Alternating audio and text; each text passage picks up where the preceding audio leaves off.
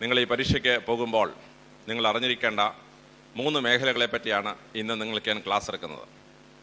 അതിലാദ്യ ഭാഗം നമ്മുടെ ബുദ്ധിശക്തിയും ഓർമ്മശക്തിയും ഈ പരീക്ഷയ്ക്ക് മുമ്പ് എങ്ങനെ വർദ്ധിപ്പിക്കാൻ പറ്റും. 2, പരീക്ഷ എഴുതുമ്പോൾ മാർക്ക് നേടാൻ വേണ്ടി എന്തെല്ലാം വിദ്യകളാണ് പരീക്ഷ പേപ്പറിൽ നമ്മൾ കാണിക്കാൻ പറ്റുക. 3ാമതായി പരീക്ഷാ വിജയത്തോടൊപ്പം ജീവിതത്തിൽ വിജയം വരിക്കാൻ വേണ്ടി നമ്മൾ എന്തൊക്കെയാണ് ചെയ്യേണ്ടത്. ഈ 3 കാര്യങ്ങളെപ്പറ്റി ഒരു 2 മണിക്കൂർ കൊണ്ട് നിങ്ങളുടെ ശ്രദ്ധയിൽ കൊണ്ടുവരാം എന്നാണ് ഞാൻ പ്രതീക്ഷിക്കുന്നത്. അതിലേറ്റവും ആദ്യ ഭാഗം, നമ്മൾക്ക് പരീക്ഷകൾ ജയിക്കണമെങ്കിൽ ബുദ്ധിശക്തിയും ഓർമ്മശക്തിയും വർദ്ധിപ്പിക്കേണ്ടതായിട്ടുണ്ട്. നമ്മൾ ഒരുപാട് കാര്യങ്ങൾ പഠിച്ചു, പക്ഷെ ബുദ്ധിശക്തി കുറവാണെങ്കിൽ തലച്ചോറിന് അത് ഗ്രഹിക്കാൻ പറ്റിയില്ല. നമ്മൾ പഠിച്ചതിൻ്റെ 1/3 തലച്ചോറ് കയറിയുള്ളെങ്കിൽ അത്രയും സമയം പോയില്ലേ. ഇനി നമ്മൾ പഠിച്ചു വെച്ചു, പരീക്ഷ പേപ്പറിൻ്റെ അന്ന് രാവിലെ ഒന്നും ഓർക്കുന്നില്ല, പഠിച്ചത് മുഴുവൻ പോയില്ലേ. അപ്പോൾ ഈ പഠിച്ച കാര്യങ്ങൾ തലച്ചോറിനെ കൊണ്ട് ഗ്രഹിപ്പിക്കണം. ഗ്രഹിച്ച കാര്യങ്ങൾ പരീക്ഷയുടെ അന്ന് കറക്റ്റ് ഓർത്തിരിക്കണം. ഇത് ചെയ്യാൻ എന്താണ് ചെയ്യേണ്ടത്? ശാസ്ത്രജ്ഞന്മാർ വളരെ കുലങ്കുഷമായി ഗവേഷണം നടത്തിയ ശേഷം കുറേ കാര്യങ്ങൾ കണ്ടെത്തിയിട്ടുണ്ട്. അതിലാദ്യത്തേത് ആഹാരമാണ്. ചില ആഹാരം കഴിച്ചാൽ ബുദ്ധിശക്തി കൂടും, ഓർമ്മശക്തി കൂടും. ചില ആഹാരം കഴിച്ചാൽ ബുദ്ധിശക്തി കുറയും. സംഗതി ഓർക്കാതെ പോകാനുള്ള സാധ്യത വളരെ കൂടുതലാണ്. ശാസ്ത്രജ്ഞന്മാർ 4 ആഹാര സാധനങ്ങളെയാണ് ബ്രെയിൻ ഫുഡ്സ് എന്ന് വേർതിരിച്ചിട്ടുള്ളത്. അതിലേറ്റവും ആദ്യത്തേത് തേനാണ്. 1/2 സ്പൂൺ തേൻ കഴിച്ചാൽ ഒരു 3 മണിക്കൂർ സമയത്തേക്ക് നമ്മുടെ തലച്ചോറ് 2 ഇരട്ടി ബുദ്ധിയായി പെരുമാറുന്നതാണ്. രാവിലെ 9 മണിക്ക് ക്ലാസ്സിൽ പോകുന്നതിന് മുമ്പ് ഒരു 1/2 സ്പൂൺ തേൻ കഴിച്ചിട്ട് ക്ലാസ്സിൽ പോവുക. ഉച്ചവരെ പഠിപ്പിക്കുന്ന കാര്യങ്ങളൊക്കെ വളരെ ഭംഗിയായി നിങ്ങൾക്ക് മനസ്സിലാവുന്നതാണ്.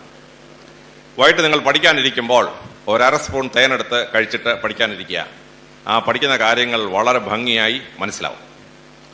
നിങ്ങൾ പരീക്ഷ എഴുതാൻ പോകുമ്പോൾ ദാരിദ്ര്യം വേണ്ട, 1 സ്പൂൺ കഴിച്ചിട്ടങ്ങ് പോവുക. ആ പരീക്ഷയ്ക്ക് ഒരു 5 മാർക്ക് കൂടുതൽ കിട്ടുമെന്നാണ് ശാസ്ത്രജ്ഞന്മാരുടെ അഭിപ്രായം. കാരണം നോർമലി മറന്നുപോകാൻ സാധ്യതയുള്ള കാര്യങ്ങൾ തലച്ചോറിന് ഓർത്തിരിക്കാൻ പറ്റും ഈ തേൻ കഴിച്ചാൽ. 2 തരം തേനുണ്ട്, വൻതേനും ചെറുതേനും. ആ തേനീച്ചയുടെ സൈസ് അനുസരിച്ചാണ് തേൻ പേരിട്ടിരിക്കുന്നത്. ഇതിൽ ചെറുതേനാണ് വൻതേനേക്കാളും ഓർമ്മശക്തിയും ബുദ്ധിശക്തിയും കൂട്ടാനുള്ള കഴിവ് കൂടുതലുള്ളത്. കാരണം പഞ്ചസാര കലക്കി വെച്ചാലും വൻതേന്റെ തേനീച്ച നക്കിക്കൊണ്ട് പൊക്കളെ. പക്ഷേ ചെറുതേനുണ്ടാക്കുന്ന തേനീച്ച പൂക്കളിൽ നിന്ന് മാത്രമേ തേൻ ശേഖരിക്കുള്ളൂ. ഈ പൂക്കൾ സസ്യലോകത്തിന്റെ ഗർഭപാത്രങ്ങളാണ്. അതുകൊണ്ട് ആ പൂക്കളെ രക്ഷിക്കാൻ വേണ്ടി ദൈവം തമ്പുരാൻ ഒരുപാട് മരുന്നുകൾ ഈ തേനിനകത്ത് ചേർത്തിട്ടുണ്ട്. തേനീച്ചയെ തേൻ വലിച്ചു കുടിക്കുമ്പോൾ ഈ മരുന്നുകളും കൂടി അതിന്റെ ഉള്ളിലേക്ക് പ്രവേശിക്കുക. അങ്ങനെയാണ് നമുക്ക് ഈ തലച്ചോറിന് ബുദ്ധിശക്തി ഉണ്ടാവുക. അതുകൊണ്ട് മാർച്ച് മാസത്തെ പരീക്ഷയിൽ വലിയ വിജയം വരിക്കണമെന്ന് നിങ്ങൾക്ക് ആഗ്രഹമുണ്ടെങ്കിൽ നിങ്ങൾ അച്ഛനോടും അമ്മയോടും പോയി പറഞ്ഞിട്ട് ഒരു കുപ്പി ചെറുതേൻ വാങ്ങിച്ചിട്ട് സ്റ്റോർ ചെയ്യാം. അപ്പനും അമ്മയും കൊടുത്തു കളയരുത്, പാവത്ത് നിങ്ങൾക്ക് ഡയബറ്റീസ് പിടിക്കും. നിങ്ങൾക്ക് ഈ പ്രായത്തിൽ പേടിക്കൊന്നും വേണ്ട, നിങ്ങൾക്ക് മാത്രമേ അത് കുടിക്കാൻ അവകാശമുള്ളൂ. രാവിലെ 1/2 സ്പൂൺ കഴിക്കുക, വൈകിട്ട് 1/2 സ്പൂൺ കഴിക്കുക, പരീക്ഷയുടെ അന്ന് 1 സ്പൂൺ കഴിക്കുക.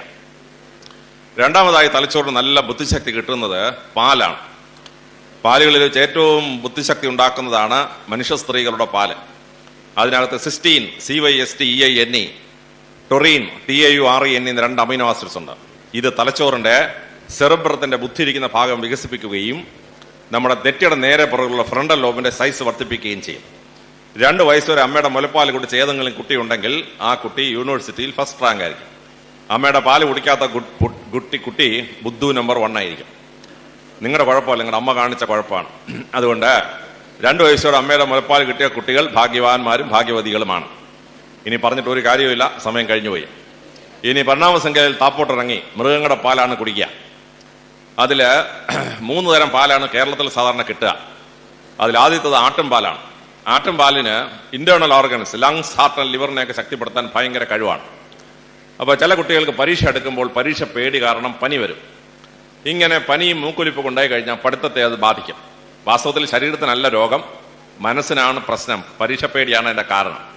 ഇങ്ങനെയുള്ള കുട്ടികൾ ദിവസവും ഓരോ ഗ്ലാസ് ആട്ടുംപാൽ കുടിച്ചാൽ ലങ്സും ഹാർട്ടും ലിവറും ഒക്കെ വളരെ ഭംഗിയായി പ്രവർത്തിക്കുന്നതാണ്.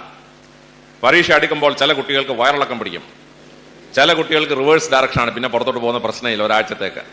ഇത് രണ്ടും ഈ കരളിന്റെ പ്രവർത്തനത്തിൽ ഉണ്ടാകുന്ന വ്യത്യാസമാണ്. ഇത് രണ്ടും പരിഹരിക്കാനുള്ള ബെസ്റ്റ് മാർഗം ഓരോ ഗ്ലാസ് ആട്ടുംപാൽ രാവിലെ കുടിക്കുക എന്നുള്ളതാണ്. രാഷ്ട്രപിതാവായ മഹാത്മാഗാന്ധിജിയുടെ ലങ്സിന് രോഗം വന്നു.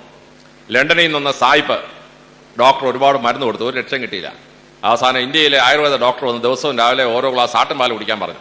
45 ദിവസം പാൽ കുടിച്ചപ്പോൾ ഗാന്ധിജിയുടെ ലങ്സിന് രോഗം പോയി. ഇത് അദ്ദേഹം തന്നെ അദ്ദേഹത്തിന്റെ ജീവിതത്തിൽ രേഖപ്പെടുത്തിയുള്ള സംഭവമാണ്. അതുകൊണ്ട് ആട്ടുംപാല് കിട്ടുന്ന കുട്ടികൾ രാവിലെ ഒരു ഗ്ലാസ് ആട്ടുംപാല് കുടിക്കുക. തീരെ വണ്ണം കുറഞ്ഞ ചില കുട്ടികളുണ്ട്, എലുമ്പി സ്കെലിട്ടൺ എന്നൊക്കെ ആളുകൾ ഇരട്ടപ്പേരിട്ടുകളെ. ഇങ്ങനെയുള്ള കുട്ടികൾക്ക് വണ്ണം വെക്കാൻ ഏറ്റവും ബെസ്റ്റ് എരുമപ്പാലാണ്.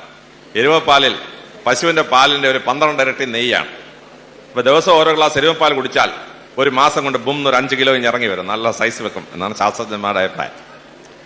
പക്ഷെ ഏത് മൃഗത്തിന്റെ പാലാണോ കുടിക്കുന്നത് ആ മൃഗത്തിന്റെ സ്വഭാവം നമ്മൾ കാണിക്കുമെന്നാണ് ശാസ്ത്രജ്ഞന്മാർ പറയുന്നത്. ആട്ടുപാൽ കുടിക്കുന്നതിന് ആടിനെ പോലെ പെരുമാറും, എരുമപ്പാൽ കുടിക്കുന്നതിന് എരുമയെ പോലെ അമറും. ഇതൊക്കെയാണ് സംഭവിക്കുക. അപ്പൊ തമ്മിൽ നല്ലത് പശുവിന്റെ പാലാണെന്ന് എന്റെ അഭിപ്രായം. അതുകൊണ്ട് രാവിലെ ഒരു ഗ്ലാസ് പശുവും പാല് സ്കൂളിൽ പോകുന്നതിന് മുമ്പ് കഴിക്കണം. വൈകിട്ട് പഠിക്കാനിരിക്കുന്നതിന് മുമ്പും ഒരു ഗ്ലാസ് പശുവും പാല് കഴിക്കണം. പക്ഷെ ഈ പാല് കഴിക്കുമ്പോൾ ഫുൾ കോൺസെൻട്രേഷനിൽ കഴിക്കാൻ പാടില്ല. ഈ പാലിനകത്ത് ഉറക്കം വരുത്തുന്നൊരു എൻസൈമുണ്ട്. അതുകൊണ്ട് ഒരു ഗ്ലാസ് പാലിന്റെ കൂടെ ഒരു ഗ്ലാസ് വെള്ളം കൂടെ ചേർത്ത് 2 ഗ്ലാസ് പാലും വെള്ളമാക്കി അരമണിക്കൂർ ഗ്യാപ്പിൽ കഴിക്കണം. അപ്പൊ പാലിന്റെ മുഴുവൻ ഗുണവും നിങ്ങൾക്ക് കിട്ടും. പക്ഷേ പാലിന് ഉറക്കം വരുത്താനുള്ള ശക്തി അതിനില്ല, ഈ ഡൈല്യൂട്ട് ചെയ്യുന്ന കാരണം. നിങ്ങൾ മിൽമായിന്നാണ് പാൽ വാങ്ങിക്കുന്നതിന് പിന്നെ വെള്ളം ഒഴിക്കേണ്ട, അവന്മാർ ആവശ്യത്തിന് ഒഴിച്ചിട്ടുണ്ട്, നേരെ കുടിച്ചാലും കുഴപ്പമൊന്നുമില്ല. അപ്പോൾ 2 ഗ്ലാസ് പാലും വെള്ളം രാവിലെയും ഒരു 2 ഗ്ലാസ് പാലും വെള്ളം വൈകിട്ടും കഴിക്കണം. പരീക്ഷ എഴുതാൻ പോകുന്നതിന് ഒരു അരമണിക്കൂർ മുമ്പ് കഴിയുമെങ്കിൽ ഒരു 4 ഗ്ലാസ് പാലും വെള്ളം കഴിക്കണം. നല്ല എഫക്റ്റ് കിട്ടാൻ വളരെ ബെസ്റ്റ് എന്ന് ശാസ്ത്രജ്ഞന്മാർ. ഇനി ഉച്ചക്ക് ഊണ് കഴിക്കുമ്പോൾ അരക്കപ്പ് തൈരോ ഒരു ഗ്ലാസ് മോരോ കഴിച്ചേക്കണം. രാവിലെ കഴിച്ച പാലിന്റെയും തേനിന്റെയും എഫക്റ്റ് ഉച്ചയാവുമ്പോഴേക്കും നഷ്ടപ്പെടും. ഉച്ച കഴിഞ്ഞാണ് ഇപ്പോഴത്തെ 10ാം ക്ലാസ്സിലെയും 12ാം ക്ലാസ്സിലെയൊക്കെ പരീക്ഷകൾ. അതുകൊണ്ട് ഉച്ചയ്ക്ക് ശേഷം തലച്ചോറ് ശരിക്കും ഫംഗ്ഷൻ ചെയ്യണമെങ്കിൽ ഒരു അരക്കപ്പ് തൈരോ ഒരു ഗ്ലാസ് മോരോ കഴിച്ചിരിക്കണം. വിക്രമാദിത്യ രാജാവ് എന്ന് പറയുന്ന മഹാനായ രാജാവിന്റെ രാജസദസ്സിൽ നവരത്നങ്ങൾ ഉണ്ടായിരുന്നു. 9 രംഗങ്ങളിൽ പ്രസിദ്ധരായ ആൾക്കാർ നവരത്നങ്ങൾ: ധന്വന്തരി, ക്ഷമണക, അമരസിംഹ, ശംഖു, വേതാളഭട്ട, കടകർപ്പര, കാളിദാസ, വരാഹിമര, വരുചി എന്നാണ് 9 പേരുടെ പേര്. ഇതിൽ ആദ്യത്തവന്റെ പേരാണ് ധന്വന്തരി. അവനൊരു ഡോക്ടറായിരുന്നു. ഈ ഡോക്ടറോട് വിക്രമാദിത്യൻ രാജാവ് ചോദിച്ചു, ഒരു മനുഷ്യൻ അറിവുള്ള പണ്ഡിതനാണെന്ന് എങ്ങനെ അറിയാൻ പറ്റും? കണ്ടാൽ അറിയാൻ പറ്റുമോ? ധന്വന്തരി പറഞ്ഞു, കണ്ടാൽ അറിയല. ഒരു മനുഷ്യൻ അറിവുള്ളവനാണോ എന്ന് രാജാവിനെ പരിശോധിക്കണമെങ്കിൽ അങ്ങാർ ഉച്ചയ്ക്ക് ഉണ്ണുമ്പോൾ ശ്രദ്ധിച്ചോളാൻ പറഞ്ഞു. ഉണ്ണാനിരിക്കുന്നതിന് ഒരു ഗ്ലാസ് വെള്ളം കുടിച്ചിട്ട് വന്ന് ഉണ്ണാനിരിക്കുകയും ഊണ് കഴിഞ്ഞാൽ ഉടൻ തന്നെ ഒരു ഗ്ലാസ് ഓക്രം സംസ്കൃതി പറഞ്ഞാൽ മോര്, ഒരു ഗ്ലാസ് മോരും കുടിക്കുന്നവനാണെങ്കിൽ അവൻ പണ്ഡിതനാണെന്ന് രാജാവ് ഉറപ്പിച്ചോളാൻ പറഞ്ഞു. കാരണം ഈ മോര് കുടിച്ചു കഴിയുമ്പോൾ തലച്ചോറിന് നല്ല ബൂസ്റ്റിംഗ് എഫക്റ്റാണ്. അതുകൊണ്ട് ഉച്ചയ്ക്ക് ശേഷം പരീക്ഷ എഴുതാൻ പോകുന്ന കുട്ടികൾ ഒരു കപ്പ് തൈരോ 2 ഗ്ലാസ് മോരോ കഴിച്ചിട്ട് വേണം പരീക്ഷയ്ക്ക് പോകാൻ, എങ്കിലേ നല്ല എഫക്റ്റ് കിട്ടുള്ളൂ. ഇനി നിങ്ങളുടെ പരീക്ഷയുടെ ദിവസം നിങ്ങളുടെ വീട്ടിലോ നിങ്ങളുടെ അയൽവക്കത്തെ വീട്ടിലോ കുഞ്ഞുങ്ങൾക്ക് മുലയൂട്ടുന്ന ഏതെങ്കിലും അമ്മമാരുണ്ട് എന്ന് നിങ്ങൾക്ക് മനസ്സിലായാൽ ഒരു സ്പൂണുമായിട്ട് ആ സ്ത്രീയുടെ അടുത്ത് പോകണം. അമ്മ ഒരു സ്പൂൺ പാല് തരുമോ എന്ന് ചോദിക്കണം. ഒരു സ്പൂൺ മുലപ്പാൽ കുടിച്ചിട്ട് പരീക്ഷ കയറിയാൽ 5 മാർക്ക് ഉറപ്പ് എന്ന് ശാസ്ത്രജ്ഞന്മാർ പറയുന്നു. കാര്യം മുലപ്പാലിനകത്തുള്ള സിസ്റ്റീനും ടൊറീനും നിങ്ങളുടെ തലച്ചോറിന് അസാധാരണ ബുദ്ധിശക്തി തരികയാണ്. എന്ന് പറഞ്ഞാൽ സ്ത്രീയോട് വഴക്കൊന്നും ഉണ്ടാക്കാൻ പൊക്കളയരുത്. തലേന്നേ സോപ്പിടണം. തലേന്നേ സോപ്പിട്ടിട്ട് രാവിലെ ഒരു സ്പൂൺ കൊണ്ട് പോയാൽ ആ സ്ത്രീ ഒരു സ്പൂൺ പാല് പിഴിഞ്ഞ് തരും. അതും കുടിച്ചുകൊണ്ട് പോയാൽ 5 മാർക്ക് ഉറപ്പെന്നാണ് ശാസ്ത്രജ്ഞന്മാരുടെ അഭിപ്രായം. പിന്നെ മൂന്നാമതായി തലച്ചോറിന് ബുദ്ധിശക്തി ഉണ്ടാക്കുന്നത് ആഴക്കടലിലെ മത്സ്യമാണ്. ആഴക്കടലിലെ മത്സ്യത്തിന്റെ ശരീരത്തിൽ omega-3 എന്നൊരു കോമ്പൗണ്ട് ഉണ്ട്. omega-3 essential fatty ആസിഡാണ്. അതിന്റെ ശരിക്കുള്ള പേര് ഹെക്സാഹെനോയിക് ആസിഡ് എന്നാണ്. നമ്മുടെ തലച്ചോറ് കാര്യങ്ങൾ പഠിക്കുന്നതും അത് ഓർത്തിരിക്കുന്നതും RNA മോളിക്യൂൾസിനെ DNA മോളിക്യൂൾ ആക്കിയിട്ടാണ്. ഈ RNA DNA കൺവേർഷന്റെ കാറ്റലിസ്റ്റ് ആണ് omega-3. ഇത് ഏറ്റവും കൂടുതലുള്ള മത്സ്യം മത്തി, ചാള എന്ന് പറയുന്ന 2 മത്സ്യത്തിന്റെ ശരീരത്തിലാണ്. പക്ഷേ ഒരു കാരണവശാലും മീൻ വറക്കരുത്. വറുത്ത് കഴിഞ്ഞാൽ പിന്നെ മീൻ കൊണ്ട് ഒരു ഗുണവുമില്ല. ഈ വറക്കുമ്പോൾ ഈ omega-3 മുഴുവൻ ആവിയായിട്ട് നഷ്ടപ്പെട്ടു പോകും. അതുകൊണ്ട് വെള്ളത്തിൽ മുക്കിയിട്ട് കറി വെച്ച ശേഷം രാവിലെ സ്കൂളിൽ പോകുമ്പോൾ ഒരു മത്തിയും കഴിച്ചിട്ട് വേണം പോകാൻ. വൈകിട്ട് പഠിക്കാനിരിക്കുമ്പോൾ ഒരു മത്തി റൊട്ടിയോ വല്ലതും ചേർത്തിട്ട് കഴിക്കണം. പരീക്ഷയുള്ള ദിവസം ഒരു 3 മത്തി കഴിച്ചിട്ടേ പോകാവൂ. പഴയ കൈ ശരിക്ക് സോപ്പിട്ട് കഴുകിയിട്ട് പോകണം, ഇല്ലെങ്കിൽ പരീക്ഷാവൾ മുഴുവൻ നാറും, ഈ മീൻ്റെ നാറ്റം ഉണ്ടാവും. അത്രേ ഉള്ളൂ. അതുകൊണ്ട് മത്തി അല്ലെങ്കിൽ ചാളയാണ് പഠിക്കുന്ന കുട്ടികൾക്ക് ഏറ്റവും ബെസ്റ്റ്. നിങ്ങളുടെ അമ്മമാർക്ക് ഇപ്പം നെയ്മീനോടാണ് സ്നേഹം. കാരണം ഈ നെയ്മീൻ വെട്ടി കറി വെക്കാൻ നല്ല എളുപ്പമാണ്. പക്ഷെ അത് സാച്ചുറേറ്റഡ് ഫാറ്റുള്ള മത്സ്യമായത് കൊണ്ട് കുട്ടികൾക്ക് ദോഷം ഉണ്ടാകുന്ന ഒരു സാധനമാണ് ഈ നെയ്മീൻ എന്ന് പറയുന്ന സാധനം. പഠിക്കുന്ന കുട്ടികൾ പോത്തിന്റെ ഇറച്ചി കഴിക്കരുത്. ഇപ്പൊ പശുവിന്റെ ഇറച്ചിക്ക് ബാൻ വന്നതോടുകൂടി പലരും പോത്തിറച്ചിയിലേക്ക് തിരിഞ്ഞിരിക്കുകയാണ്. ഈ പോത്തിന്റെ ഇറച്ചി കുടലിന് ക്യാൻസർ ഉണ്ടാക്കും എന്ന് ശാസ്ത്രജ്ഞന്മാർ കണ്ടെത്തിയിട്ടുണ്ട്. പന്നിയിറച്ചി എന്നോട് പരീക്ഷിക്കാൻ പോകരുത്. പന്നിയിറച്ചിയുടെ നെയ് നമ്മുടെ ആർട്ടറീസ് മുഴുവൻ കയറി ക്ലോഗ് ചെയ്ത് പഠിക്കാനും തലച്ചോറിന് ശരിക്കും പ്രവർത്തിക്കാനും കഴിയാത്ത സാഹചര്യം ഉണ്ടാവും. അതുകൊണ്ട് നെയ്മീനും പോത്തിന്റെ ഇറച്ചിയും പന്നിയിറച്ചിയും കഴിച്ചാൽ ഇംഗ്ലീഷിൽ പറഞ്ഞാൽ PhD കിട്ടും. പ്രഷർ, ഹാർട്ട്, ഡയബറ്റീസ് 3 രോഗം കൂടെ ചേർന്നാണ് PhD. അങ്ങനത്തെ PhD കിട്ടിയിട്ട് ഒരു കാര്യമില്ല. അതുകൊണ്ട് പഠിക്കുന്ന കുട്ടികൾ മത്തിയോ അയലയോ കറി വെച്ച് വേണം കഴിക്കാൻ. ഇനി 4-മതായി തലച്ചോറിന് ബുദ്ധി ഉണ്ടാക്കുന്ന ഒരു സാധനമുണ്ട്, ചെറുപയർ, ഗ്രീൻ ഗ്രാംസ്. ഈ തേനും പാലും ഒക്കെ 3 മണിക്കൂർ സമയത്തേക്ക് തലച്ചോറിനെ ബൂസ്റ്റ് ചെയ്യും. പക്ഷേ ചെറുപയർ 18 മണിക്കൂർ സമയത്തേക്ക് തലച്ചോറിനെ ത്രസിപ്പിച്ചു നിർത്തും. നല്ല ബുദ്ധിശക്തി ഉണ്ടാക്കുന്ന ഒരു സാധനമാണ്. പുട്ടും പയറും കഴിക്കുന്നത് വളരെ ബെസ്റ്റാണ്. കഞ്ഞിയും പയറും കഴിക്കുന്നത് വളരെ ബെസ്റ്റാണ്. മലയാളിക്ക് എങ്ങനെ ഈ ബുദ്ധി ഉണ്ടായി? വിദ്യാഭ്യാസ രംഗത്ത് സാക്ഷരത നേടി മുമ്പ് വരാൻ കഴിഞ്ഞ കാര്യം എന്താണ്? ശാസ്ത്രജ്ഞന്മാർ പറയുന്നത് മലയാളികൾ ഈ പുട്ടും പയറും കഞ്ഞിയും പയറും കഴിക്കുന്നതാണ് ഈ മലയാളിയുടെ ബുദ്ധിയുടെ രഹസ്യം എന്നാണ് ശാസ്ത്രജ്ഞന്മാരുടെ അഭിപ്രായം. അതുകൊണ്ട് പഠിക്കുന്ന കുട്ടികൾ പഠിക്കാനിരിക്കുന്നതിന് മുമ്പ് ചെറുപയർ കറി വെച്ചോ തോരൻ വെച്ചോ എങ്ങനെയെങ്കിലും കഴിക്കണം. പഠിച്ചുകൊണ്ടിരിക്കുന്ന ഇന്റർവെല്ലിൽ നിങ്ങളുടെ അമ്മ നിങ്ങൾക്ക് സാധാരണ കൊണ്ട് തരുന്ന പരിപ്പോടെ ഉഴുന്നുകൂടെയാണ്. ഇത് രണ്ടും ഗ്യാസ് ഉണ്ടാക്കുന്ന സാധനങ്ങളാണ്. നിങ്ങൾ കഴിക്കേണ്ടത് സുഖീനവും മോദകവുമാണ്. സുഖീനും മോദകവും ചെറുപയർ പുഴുങ്ങി ശർക്കര ചേർത്തുണ്ടാക്കുന്ന പലഹാരങ്ങളാണ്. പഠിക്കുന്ന കുട്ടികൾക്ക് ഏറ്റവും ബെസ്റ്റ് പലഹാരമാണ്.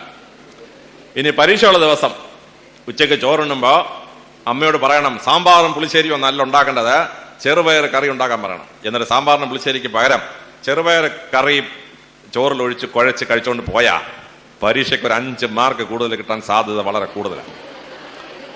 അതുകൊണ്ട് പഠിക്കുന്ന കുട്ടികൾ കഴിക്കേണ്ട ഒരു സാധനം ചെറുപയർ ആണ് എന്ന് ശാസ്ത്രജ്ഞന്മാർ. ഇനി 2 ആഹാര സാധനങ്ങൾ കഴിച്ചാൽ നിങ്ങളുടെ ബുദ്ധിശക്തി കുറയും, ഓർമ്മശക്തി കുറയും.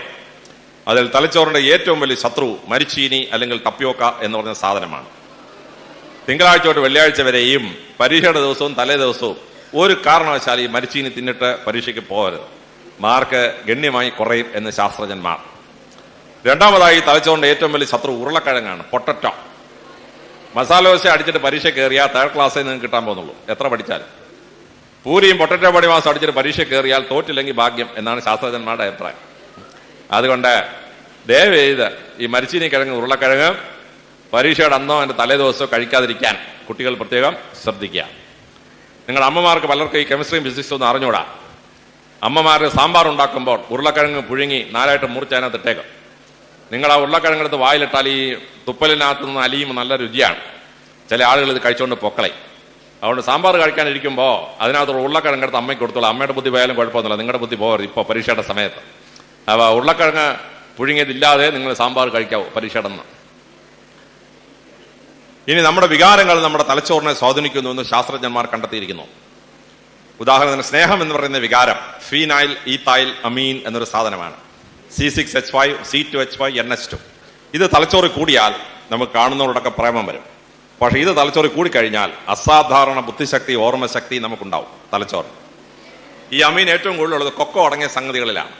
കൊക്കോ ഉള്ള സംഗതികൾ നമുക്ക് സാധാരണ കിട്ടുന്നത് ചോക്ലേറ്റും കാഡ്ബറീസും ആണ്. രാവിലെ 9 മണിക്ക് സ്കൂളിലേക്ക് പോകുമ്പോൾ ഒരു ചോക്ലേറ്റ് വായിലിടണം. കടിച്ചുപൊടി തിന്നുകളയരുത്.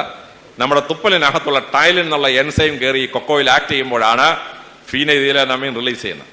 ചോക്ലേറ്റ് വായിലിട്ട് തുപ്പൽ അലിയിച്ച് കുടിച്ചുകൊണ്ട് പോയി ക്ലാസ്സിലിരിക്കണം. ഉച്ചവരെ പഠിപ്പിക്കുന്നതൊക്കെ വളരെ ഭംഗിയായിട്ട് മനസ്സിലാവും. രാത്രി പഠിക്കാനിരിക്കുമ്പോൾ ഒരു ചോക്ലേറ്റ് വായിലിടുക, തുപ്പൽ അലിയിച്ച് കുടിച്ചുകൊണ്ടിരുന്ന് പഠിക്കുക. എത്ര കട്ടിയുള്ള വിഷയമാണെങ്കിലും നിങ്ങൾക്ക് മനസ്സിലാവും.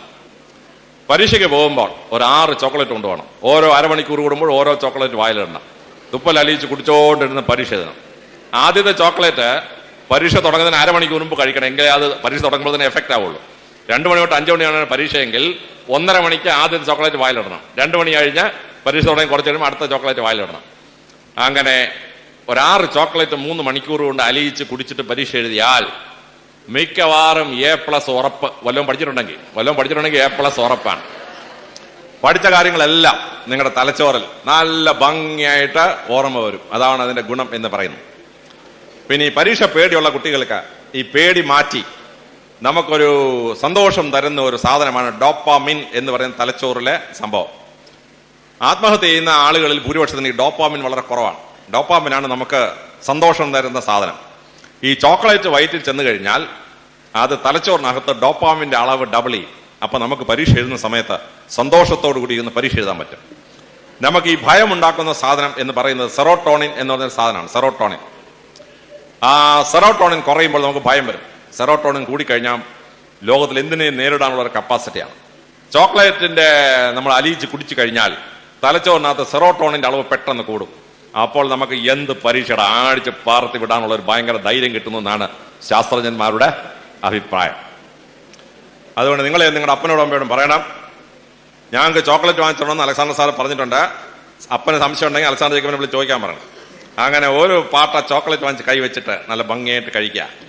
അപ്പോൾ നല്ല മാർക്ക് സ്കോർ ചെയ്യാൻ വളരെ നല്ലതാണ്. എന്നാൽ ഈ ദേഷ്യം എന്ന് പറഞ്ഞ സാധനം ഫീനോപ്രൊപ്പീൻ എന്നൊരു കോമ്പൗണ്ടാണ്. ഫീനോപ്രൊപ്പീൻ ഇത് തലച്ചോറിൽ കൂടിക്കഴിഞ്ഞാൽ ഭയങ്കര ദേഷ്യം വരും. പക്ഷേ ഇത് തലച്ചോറിൽ കൂടിക്കഴിഞ്ഞാൽ തലച്ചോറിന് ബുദ്ധിപരമായി വ്യാപരിക്കാൻ കഴിയുകയില്ല, ഓർമ്മശക്തി കുറയും. അപ്പോൾ ഫീനോപ്രൊപ്പീൻ കുറഞ്ഞാൽ ദേഷ്യം കുറയും, നമുക്ക് ഭംഗിയായി പഠിക്കാനുള്ള കപ്പാസിറ്റി കിട്ടുകയും ചെയ്യും. ഫീനോപ്രൊപ്പീൻ ഏറ്റവും കൂടുതലുള്ളത് ഇഞ്ചി എന്ന് പറയുന്ന സാധനത്തിലാണ്. ഇഞ്ചി തിന്നാൽ ദേഷ്യം വരും. നിങ്ങൾ മലയാളത്തിൽ ഇഞ്ചി തിന്ന കുരങ്ങെന്ന് കേട്ടിട്ടുണ്ടാകും. കുരങ്ങ് ഇഞ്ചി തിന്ന് വൈകി കുരങ്ങിന് ഭയങ്കര ദേഷ്യം വരും. കുരങ്ങ് ചുട്ടുകളൊക്കെ ആടിച്ച് തരപ്പണാക്കളെ. മലയാളത്തിൽ അവൻ വലിയ ഇഞ്ചിയാന്ന് പറഞ്ഞാൽ ഭയങ്കര ദേഷ്യക്കാരനെന്ന് അർത്ഥം. ഇഞ്ചി തിന്നാൽ ദേഷ്യം വരുമെന്ന് നമ്മുടെ പൂർവികർക്ക് മനസ്സിലായതുകൊണ്ടാണ് ഈ രണ്ട് പഴമൊഴികൾ മലയാള ഭാഷയിൽ ഉണ്ടായത്. അതുകൊണ്ട് പഠിക്കുന്ന കുട്ടികൾ ഇഞ്ചി തോരനോ ഇഞ്ചി കറിയോ ഇഞ്ചി മുട്ടായിയോ ഒന്നും തിന്നേക്കരുത് പരീക്ഷയുടെ ദിവസവും പരീക്ഷയുടെ തലേദിവസം. കഴിയുമെങ്കിൽ മാർച്ച് മാസത്തിൽ പരീക്ഷ വരുന്നവർ ഈ ഇഞ്ചി ചേർത്തുള്ള ഒരു സാധനവും കഴിക്കരുത്. രണ്ടാമതായി ഫീനോപ്രൊപ്പീൻ ഏറ്റവും കൂടുതലുള്ളത് മുളകിലാണ്. പാണ്ടിമുളകും പിരിമുളകും കുരുമുളകും കാന്താരി മുളകും നാക്കിന് എരി തോന്നുന്നുണ്ടോ അതിന്റെ അർത്ഥം അതിനകത്ത് ഫീനോപ്രൊപ്പീൻ ഉണ്ടെന്നുള്ളതാണ്. എരിയുള്ള സാധനങ്ങൾ കഴിക്കരുത്. നമ്മുടെ അമ്മമാരിൽ പലരും മീൻകറി വെക്കും. ചുമന്നൊരു മീൻകറി, അത് മുഴുവൻ മുളക് അരച്ചുണ്ടാക്കുന്ന സാധനമാണ്. ഈ ചുമന്ന മീൻകറി പരീക്ഷ കഴിയുന്നവരെ നിങ്ങൾ തൊട്ടേക്കരുത്. അത് മഹാ കുഴം പിടിച്ചൊരു സാധനമാണ്. അപ്പോൾ പരീക്ഷ കഴിയുന്നവരെ ഇഞ്ചിയും മുളകും ചേർത്തുള്ള ഒന്നും കഴിക്കാതിരിക്കുക. എങ്കിലേ നിങ്ങളുടെ തലച്ചോറിന് ഓർമ്മശക്തിയും ബുദ്ധിശക്തിയും ഉണ്ടാവുകയുള്ളൂ. അമേരിക്കൻ ശാസ്ത്രജ്ഞന്മാർ ഇത് കണ്ടെത്തിയിട്ട് 12 വർഷമായിട്ടുള്ളൂ. പക്ഷേ ഭഗവാൻ കൃഷ്ണൻ ഭഗവത്ഗീതയിൽ അർജുനനെ ഇത് കൃത്യമായി ഉപദേശിക്കുന്നുണ്ട്. അദ്ദേഹം അർജുനോട് പറയുകയാണ്, ഫീനോപ്രൊപ്പീൻ എന്ന വാക്ക് ഉപയോഗിക്കുകയല്ല, ഫീനോപ്രൊപ്പീൻ കഴിച്ചാലുണ്ടെന്ന ക്രോധം. ഭഗവത്ഗീതയിൽ ഭഗവാൻ കൃഷ്ണൻ പറയുകയാണ്, ക്രോധാത് ഭവതി സമ്മോഹം, സമ്മോഹാൽ സ്മൃതിവിഭ്രമം, സ്മൃതിഭ്രംശാൽ ബുദ്ധിനാശോ, ബുദ്ധിനാശാൽ പ്രണശ്യതി. ക്രോധം ഉണ്ടായിക്കഴിഞ്ഞാൽ ആദ്യം ഉണ്ടാകുന്ന സമ്മോഹം, കാര്യകാരണവശാലും ചിന്തിക്കാൻ പറ്റിയില്ല. സമ്മോഹാൽ സ്മൃതിവിഭ്രമം, അടുത്ത സ്റ്റേജിൽ സ്മൃതി ഓർമ്മശക്തിക്ക് ഭ്രമം ഉണ്ടാവും, മെമ്മറി ലോസ് ഉണ്ടാവും. സ്മൃതിഭ്രംശാൽ ബുദ്ധിനാശോ, അടുത്ത സ്റ്റേജിൽ ബുദ്ധി ഇന്റലക്ച്വൽ പവർ നശിക്കും. ബുദ്ധിനാശാൽ പ്രണശ്യതി, പ്രാണൻ തന്നെ പോകുന്ന അവസ്ഥയിലേക്ക് അവർ ചെന്നുചേരും. ഇവിടെ ഇരിക്കുന്ന ഏതെങ്കിലും കുട്ടിയുടെ അപ്പന്മാർ ഭയങ്കര ദേഷ്യക്കാരാണ്, നിങ്ങളുടെ അമ്മയെ വഴക്ക് പറയുന്നു, അമ്മയെ തല്ലാൻ കൈവെക്കുന്നു, ഇങ്ങനെയൊക്കെ നിങ്ങൾ കണ്ടാൽ ഈ അമ്മയ്ക്ക് പറഞ്ഞു കൊടുക്കണം ഈ അപ്പനെ നിയന്ത്രിക്കാനുള്ള മാർഗം. അപ്പൻ ഇഞ്ചിക്കറിയും മുളക് അരച്ചുള്ള ഒരു കറിയും കൊടുക്കരുതെന്ന് അമ്മയോട് പറയണം. അപ്പൻ വീട്ടിൽ വന്നാൽ ഉടനെ അപ്പന്റെ വായ്ക്കാതൊരു ചോക്ലേറ്റ് കൊടുക്കാൻ പറയണം. അതോടെ അപ്പം പിന്നെ ശാന്തമാണ്. പിന്നെ ഒരു 3 മണിക്കൂർ സമയത്തേക്ക് നിങ്ങളുടെ അപ്പൻ നിങ്ങളുടെ അമ്മയുടെ പുറകെ കണ്ണേ കരളെ കാതലേ എന്ന് പറഞ്ഞ് നടന്നോളൂ, ഒരു കുഴപ്പം ഉണ്ടാക്കുകയില്ല എന്നാണ് ശാസ്ത്രജ്ഞന്മാരുടെ അഭിപ്രായം. ഇനി നിങ്ങൾ എക്സ്കർഷന് പൈസ ചോദിക്കാൻ ചെല്ലുമ്പോൾ ഒരു അരമണിക്കൂറും അമ്മയോട് പറയണം അപ്പനൊരു ചോക്ലേറ്റ് കൊടുക്കാൻ പറയണം. അത് കഴിഞ്ഞ് അരമണിക്കൂറാണ് നിങ്ങൾ അപ്പ ഒരു എക്സ്കർഷന് 2000 രൂപ എന്ന് പറഞ്ഞാൽ അപ്പം 3000 രൂപ അപ്പോഴും ഞങ്ങളുടെ കൈ തരും. 2000 അല്ല 3000. കാരണം ആ ചോക്ലേറ്റിന്റെ എഫക്റ്റ് ഭയങ്കരമാണ്, അപ്പന്റെ തലച്ചോറിലുണ്ടാകുന്ന എഫക്റ്റ്. ഇനി ശാസ്ത്രീയമായ ഗവേഷണം നടത്താത്ത, ഞാൻ ഇതുവരെ പറഞ്ഞതൊക്കെ യൂറോപ്പിലെയും അമേരിക്കയിലെയും ശാസ്ത്രജ്ഞന്മാർ ഗവേഷണം നടത്തിയ കണ്ടുപിടുത്തങ്ങളാണ്. ഇനി ഗവേഷണം നടത്താത്ത 2 സാധനമുണ്ട്, നല്ല ബുദ്ധിശക്തി ഓർമ്മശക്തിയും വരുത്തുന്നതാണ്. അതിൽ ആദ്യത്തത് ബ്രഹ്മി എന്ന് പറയുന്ന ഒരു ആയുർവേദ മരുന്നാണ്. ബ്രഹ്മി അത് ഗുളികയായിട്ടും കിട്ടും, ലേഹ്യമായിട്ടും കിട്ടും. ഞാനൊക്കെ ഈ പുസ്തകം എഴുതുമ്പോൾ അല്ലെങ്കിൽ സീരിയസ് ആയ പരീക്ഷകൾ എഴുതാൻ പോകുമ്പോൾ അതിന്റെ തലേ ദിവസം ബ്രഹ്മി വാങ്ങിച്ചു വെച്ച് ലേഹ്യം 1 സ്പൂൺ രാത്രി കഴിക്കും, രാവിലെ 1 സ്പൂണും കഴിക്കും. രാവിലെ പരീക്ഷ കയറിയാൽ പറന്ന് എഴുതാൻ പറ്റും ബ്രഹ്മി. ഇതിന് സൈഡ് എഫക്ട് ഉണ്ടോ ഇല്ലയോ എന്ന് ശാസ്ത്രജ്ഞന്മാർ ഗവേഷണം നടത്തിയിട്ടില്ല. പക്ഷെ പ്രാക്ടിക്കലി തലച്ചോറ് നല്ല ബുദ്ധി ഉണ്ടാകുന്ന ഒരു സാധനമാണ്.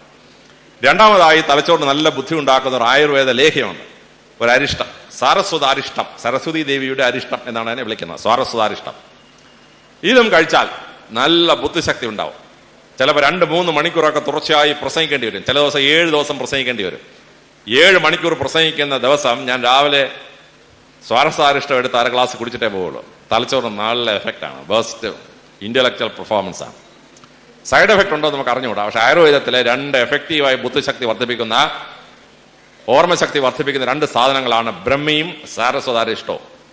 നിങ്ങൾക്ക് കൂടുതൽ പരീക്ഷ പേടി ഉണ്ടെങ്കിൽ, അല്ലെങ്കിൽ പരീക്ഷയ്ക്ക് നല്ലപോലെ പെർഫോം ചെയ്യാൻ പറ്റുമോ എന്നൊക്കെ ഒരു ഭയം ഉണ്ടെങ്കിൽ നിങ്ങൾ ശകലം ഭ്രമ്യവും ശകലം സാരസാശം അടിച്ചുകൊണ്ട് പരീക്ഷയ്ക്ക് പോവുക, ഭംഗിയായിട്ട് എഴുതാൻ പറ്റും. ദിവസവും കഴിച്ചു കളയരുത്, കാര്യം നമ്മൾ അതിൻ്റെ റിസർച്ച് ചെയ്ത് കണ്ടുപിടിച്ചിട്ടില്ല. ഇപ്പോൾ അമേരിക്കൻ ശാസ്ത്രജ്ഞന്മാർ പുതിയൊരു സാധനം കണ്ടുപിടിച്ചിട്ടുണ്ട്. ബുദ്ധിശക്തി, ഓർമ്മശക്തി അപാരമായി കുറയ്ക്കുന്ന, വാർദ്ധക്യത്തിലും നമുക്ക് അൽസീമേഴ്സും ഡിമെൻഷ്യയും പിടിച്ച് വൃദ്ധരായിരിക്കുന്ന അവസ്ഥയിൽ പോലും ഓർമ്മശക്തി പോകുന്നത് തടയുന്ന അസാധാരണമായൊരു സാധനമാണ്. ഇത് ഓസ്ട്രേലിയയിലും ന്യൂസിലൻഡിലും വളരുന്ന ഒരു ചെടിയാണ്. ചെടിയുടെ പേര് ജിങ്കോ ബിലോബ എന്നാണ്. GINGKO BILOBA, ജിങ്കോ biloba. GINGKO BILOBA, ജിങ്കോ biloba. ഇത് സാധാരണ മാർക്കറ്റിൽ അവൈലബിൾ അല്ല. നിങ്ങളൊരു മെഡിക്കൽ സ്റ്റോറുകാരനോട് ജിങ്കോ ബിലോബയുടെ ടാബ്ലറ്റ് വരുത്തി തരാൻ പറഞ്ഞാൽ 20 രൂപ വിലയുള്ള ടാബ്ലറ്റ് അവൻ വരുത്തി തരും. ഇത് അമേരിക്കൻ ശാസ്ത്രജ്ഞർ റിസർച്ച് നടത്തിയിട്ടുള്ളതാണ്. യാതൊരു സൈഡ് എഫക്റ്റും ഇല്ല. ബുദ്ധിശക്തി, ഓർമ്മശക്തിയും കൂട്ടുന്നതാണെന്നാണ് ഇന്റർനെറ്റിൽ അവർ പറയുന്നത്, ശാസ്ത്രജ്ഞന്മാർ പറയുന്നു. അപ്പോൾ നിങ്ങളുടെ അപ്പനെ ഏതെങ്കിലും നല്ല മെഡിക്കൽ സ്റ്റോറുകാരനെ കോൺടാക്ട് ചെയ്ത് ജിങ്കോ ബിലോബ ടാബ്ലറ്റ് വരുത്താൻ പറ്റുമെങ്കിൽ ഒരു 7 ടാബ്ലറ്റ് വാങ്ങിച്ച് സൂക്ഷിക്കുക. കാരണം SLC പരീക്ഷയുടെ 6 പരീക്ഷയുടെ അന്ന് രാവിലെ ഒരു ജിങ്കോ ബിലോബ അടിച്ചിട്ട് പരീക്ഷയ്ക്ക് പോവുക. ഉഗ്ര മാർക്ക് സ്കോർ ചെയ്യാൻ പറ്റും. A+ ഉറപ്പാ ജിങ്കോ ബിലോബ അടിച്ചുകൊണ്ട് പോയാൽ. പക്ഷെ ഗ്രാമപ്രദേശങ്ങളൊന്നും കിട്ടുകയില്ല. അപ്പോൾ അൾട്ടിമേറ്റ് മെഡിസിൻ എന്നാണ് ഇതിനെ വിളിക്കുന്നത്, ജിങ്കോ ബിലോബ. ഇത് കുട്ടികൾക്ക് ഭയങ്കര ഓർമ്മശക്തി, ബുദ്ധിശക്തി ഉണ്ടാക്കും. ഒരു 65-70 വയസ്സ് കഴിഞ്ഞവർ ഈ ജിങ്കോ ബിലോബ കഴിച്ചാൽ അൽസീമേഴ്സും ഡിമെൻഷ്യ ഉൾപ്പെടെയുള്ള ഓർമ്മക്കുറവിന്റെ രോഗങ്ങൾ ഉണ്ടാവുകയില്ല. അതാണ് അതിന്റെ വലിയൊരു ഗുണം. അപ്പൊ ഇതൊക്കെ ശാസ്ത്രജ്ഞന്മാർ തരുന്ന അറിവുകളാണ്. ഇതിൽ എന്തൊക്കെ നിങ്ങൾക്ക് പ്രയോഗിക്കാൻ പറ്റുമോ നിങ്ങൾ നോക്കുക. നിങ്ങൾ പഠിച്ചത് ഭംഗിയെ പരീക്ഷാപേപ്പറിൽ എഴുതാൻ ഈ ആഹാരക്രമം പാലിക്കുക. രണ്ടാമത്തെ നിങ്ങളുടെ പഠന മുറിയാണ്. ജർമ്മനിയിലെ സ്ട്രാസ്ബർഗ് യൂണിവേഴ്സിറ്റി ഓരോ കുട്ടികൾ പഠിക്കുന്ന മുറി ഓരോ നിറത്തിൽ പെയിന്റ് ചെയ്തു.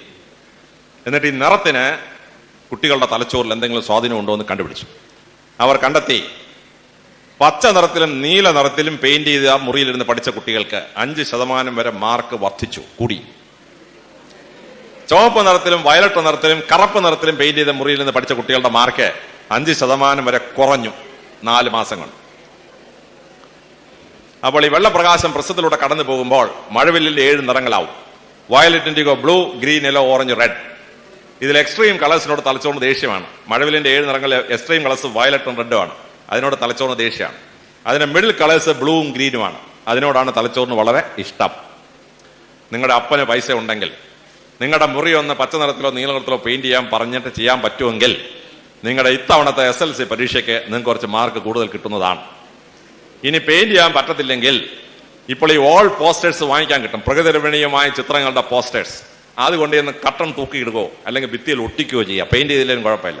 സസ്യശ്യാമളമായ പ്രകൃതിയുടെ ചിത്രങ്ങൾ അങ്ങ് ഒട്ടിച്ചാൽ അത് കണ്ടുകൊണ്ടിരുന്ന് പഠിച്ചാൽ നല്ല മാർക്ക് ലഭിക്കും. നിങ്ങൾ പരീക്ഷ എഴുതുന്ന മുറി ഒന്ന് പച്ച നിറത്തിലോ നീല നിറത്തിലോ പെയിന്റ് ചെയ്യാമെന്ന് പ്രിൻസിപ്പലിനോടൊന്ന് ചോദിക്കുക. അദ്ദേഹം പെയിന്റ് ചെയ്ത് തന്നാൽ ആ മുറിയിലിരുന്ന് പരീക്ഷ എഴുതുന്ന കുട്ടികൾക്ക് കൂടുതൽ മാർക്ക് ലഭിക്കും. നിങ്ങൾക്ക് കൂടുതൽ മാർക്ക് ലഭിച്ചാൽ അതിന്റെ ക്രെഡിറ്റ് പ്രിൻസിപ്പളിനാണ്. അതുകൊണ്ട് പ്രിൻസിപ്പൽ പെട്ടെന്ന് ചെയ്തു തരും. നിങ്ങളുടെ സ്കൂളിലെ A+ 10 കൂടിയാല് പ്രിൻസിപ്പലിനാണ് അതിന്റെ ക്രെഡിറ്റ്.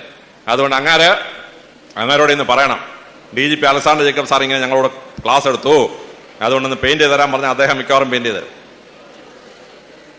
മുറിയുടെ ഓക്സിജൻ സപ്ലൈ നമ്മുടെ തലച്ചോറിനെ സ്വാധീനിക്കുകയാണ്. കൂടുതൽ ഓക്സിജൻ സപ്ലൈ കൊടുത്തു കഴിഞ്ഞാൽ തലച്ചോറിന്റെ പെർഫോമൻസ് 10% വരെ ഇംപ്രൂവ് ചെയ്യും. അപ്പൊ വീട്ടിൽ കാറ്റ് ആദ്യം കയറുന്ന മുറി എവിടെയാണോ അവിടെ ഇരുന്ന് വേണം പഠിക്കാൻ. കാറ്റ് ആദ്യം കയറുന്ന മുറിയിൽ പുറത്തുനിന്ന് വരുന്ന ഓക്സിജൻ സപ്ലൈ കൂടുതലായിരിക്കും. ഏറ്റവും കൂടുതൽ ഓക്സിജൻ ഉണ്ടാക്കുന്ന 2 മരങ്ങളുണ്ട്. ഒന്ന് ആൽമരം, മറ്റേത് വേപ്പ് മരം. ഇതാണ് ഏറ്റവും കൂടുതൽ ഓക്സിജൻ പുറത്തേക്ക് വരുന്ന 2 മരങ്ങൾ. ബുദ്ധഭഗവാന് ബോധോദയം ഉണ്ടായി. എപ്പോഴാണ്? അത് ആൽമരത്തിന്റെ ചവിട്ടിയിരുന്ന് ധ്യാനിച്ചപ്പോഴാണ്. ഈ ആൽമരം ഉണ്ടാക്കുന്ന ഓക്സിജൻ ബുദ്ധഭഗവാന്റെ തലയിൽ കൂടെയും മൂക്കിൽ കൂടെയും ശരീരത്തിൽ ഇങ്ങനെ നിറഞ്ഞു നിന്നപ്പോൾ അദ്ദേഹത്തിന് ബോധോദയം ഉണ്ടായി. വല്ല ചക്കയുടെ മാവിന്റെ ചവിട്ടി പോയിരുന്നെങ്കിൽ ബോധോദയം ഉണ്ടാവോ? സാധ്യത കുറവാണെന്നാണ് ശാസ്ത്രജ്ഞരുടെ അഭിപ്രായം. അപ്പൊ നിങ്ങളുടെ വീടിന്റെ ജനലിനടുത്ത് എവിടെങ്ങാണ് ആൽമരവും വേപ്പുമരവും ഉണ്ടെങ്കിൽ അതിനടുത്ത് പോയിരുന്ന് പഠിക്കണം. അപ്പൊ അതുണ്ടാക്കുന്ന എയർ, ഓക്സിജൻ നിങ്ങളുടെ തലച്ചോറിന് ബുദ്ധിശക്തി ഉണ്ടാക്കുന്നതാണ്. നിങ്ങളുടെ വീട് 2 നില കെട്ടിടമാണെങ്കിൽ 2ാം നിലയിൽ ഇരുന്ന് വേണം പഠിക്കാൻ. താഴത്തെ നിലയിൽ ഇരുന്ന് പഠിച്ചു കളയരുത്. പെൻസിൽവാനിയ എക്സ്പെരിമെന്റ് ഒരു 9 നില കെട്ടിടത്തിൽ ഒരു സ്കൂൾ ഫംഗ്ഷൻ ചെയ്യുകയായിരുന്നു. ഓരോ നിലയിൽ ഇരിക്കുന്ന കുട്ടികളുടെ ഇന്റലക്ച്വൽ പെർഫോമൻസിനെ അവർ ചാർട്ട് ചെയ്തു. അപ്പോഴാണ് മനസ്സിലായത് ഏറ്റവും മോശം പെർഫോമൻസ് താഴത്തെ നിലയിലാണ്. കാരണം കാർബൺ ഡൈ ഓക്സൈഡിന് ഓക്സിജനേക്കാളും എയറിനേക്കാളും ഭാരം കൂടുതലാണ്. അതുകൊണ്ട് ഒരു കുട്ടി സാധാരണ ഒരു കസേര ഇരുന്നാൽ കുട്ടിയുടെ മുഖം വരെ 4 അടി പൊക്കേ ഉള്ളൂ. അതുകൊണ്ട് ഈ കാർബൺ ഡൈ ഓക്സൈഡ് കൂടിയ എയറാണ് ഈ കുട്ടി ശ്വസിച്ചുകൊണ്ടിരിക്കുന്നത്. എന്നാൽ 2ാം നിലയിലാണ് ഏറ്റവും കൂടുതൽ ഇന്റലക്ച്വൽ പെർഫോമൻസ് കുട്ടികൾ ഉണ്ടാക്കിയത്. കാരണം മരങ്ങൾ ഇലയുടെ ലെവലിൽ ഓക്സിജൻ ഇങ്ങനെ പ്രൊഡ്യൂസ് ചെയ്തുകൊണ്ടിരിക്കുകയാണ് പകൽ സമയത്ത്. ഈ ഓക്സിജൻ വന്ന് ജനലിൽ കൂടെ കയറി നേരെ 2ാം നിലയിലുള്ള കുട്ടികൾക്കാണ് കിട്ടുക. 3ാം നിലയിലുള്ള കുട്ടികൾക്ക് കുറച്ച് എഫക്ട് ഉണ്ടായിരുന്നു. കാര്യം മരത്തിന്റെ ഹൈറ്റ് ഏകദേശം 3ാം നിലയുടെ അവിടം വരെ എത്തും. അതിന് മേപ്പോട്ടുള്ള കുട്ടികൾക്ക് ഗുണവുമില്ല ദോഷവുമില്ല. അപ്പോൾ 2 നില കെട്ടിടമാണ് നിങ്ങളുടെ വീടെങ്കിൽ കഴിയുമെങ്കിൽ നിങ്ങളുടെ സ്റ്റഡി റൂം 2ാം നിലയിലോട്ട് മാറ്റാൻ പറ്റുമെങ്കിൽ നിങ്ങളുടെ 2ാം നിലയിലോട്ട് മാറ്റുക. പല വീട്ടിൽ ഈ അപ്പനും അമ്മയും 2ാം നില കിടന്ന് ഉറങ്ങിയിട്ട് നിങ്ങളെ താഴത്തെ നിലയിരുത്തി പഠിപ്പിക്കും. അതൊന്ന് മാറ്റാൻ പറ്റുമെങ്കിൽ നല്ലതാണ്. ഈ താഴത്തെ നില നിങ്ങളുടെ സ്റ്റഡി റൂം ഉണ്ടാക്കുന്നത് അടുക്കളയിൽ പാചകം ചെയ്യുന്ന അമ്മയ്ക്ക് ഇടയ്ക്കിടയ്ക്ക് നിങ്ങളെ ഒന്ന് മോണിറ്റർ ചെയ്യണം. അതിനുവേണ്ടിയാണ് നിങ്ങളെ താഴെ കൊണ്ടിരുത്തി പഠിപ്പിക്കുന്നത്. അപ്പൊ 2ാം നിലയോട്ട് മാറ്റാൻ പറ്റിയാൽ നിങ്ങളുടെ ഇന്റലക്ച്വൽ പെർഫോമൻസ് വർദ്ധിക്കും എന്ന് ശാസ്ത്രജ്ഞന്മാർ പറയും. അല്ലെങ്കിൽ മുറിയിൽ ഒരു 2 ഫാനെങ്കിലും ഇടണം. അയലോക്കത്തെ മുറിയുടെ ചിമ്മിനിയുടെ പുക വരുന്ന ഡയറക്ഷനിൽ നിന്ന് പഠിക്കരുത്. ആ കാർബൺ ഡൈ ഓക്സൈഡ് നിങ്ങളുടെ തലച്ചോറിന്റെ ബുദ്ധിശക്തിയെ കുറയ്ക്കുന്നു എന്നാണ് ശാസ്ത്രജ്ഞന്മാരുടെ അഭിപ്രായം. അപ്പോൾ ഓക്സിജൻ സപ്ലൈ കൂട്ടേണ്ടത് വളരെ അത്യാവശ്യം. ഇനി 3ാമതായി നിങ്ങളിരുന്ന് പഠിക്കുമ്പോഴുള്ള ലൈറ്റിന്റെ അറേഞ്ച്മെന്റ് ആണ്. എവിടെയാണ് ലൈറ്റ് അറേഞ്ച് ചെയ്യേണ്ടത്? ശാസ്ത്രജ്ഞന്മാർ പറയുന്നു, മുഖത്ത് നിന്ന് 3 അടി മുമ്പോട്ട് അളന്നിട്ട് അവിടുന്ന് 3 അടി മേപ്പോട്ട് അളന്നാൽ എവിടെ വരുമോ അതാണ് ലൈറ്റിന്റെ ഏറ്റവും കറക്റ്റ് പൊസിഷൻ. മുഖത്ത് നിന്ന് 3 അടി മുമ്പോട്ട് അളന്നിട്ട് അവിടുന്ന് 3 അടി മേപ്പോട്ട് അളന്നാൽ ആ ഹൈപ്പർടെന്യൂസ് മീറ്റ് ചെയ്യുന്ന സ്ഥലമാണ് ലൈറ്റിന് ഏറ്റവും ബെസ്റ്റ്. അവിടെ പറ്റിയില്ലെങ്കിൽ ഇടതുവശത്തെ ഭിത്തിയിൽ ലൈറ്റ് അറേഞ്ച് ചെയ്യുക. ലൈറ്റ് പുസ്തകത്തിൽ തട്ടി റിഫ്ലക്ട് ചെയ്ത് കണ്ണിലേക്ക് വരിക. അതാണ് second best position. Oxford university നടത്തിയ ഗവേഷണത്തിൽ ഏത് ലൈറ്റാണ് ഏറ്റവും ബെസ്റ്റ്?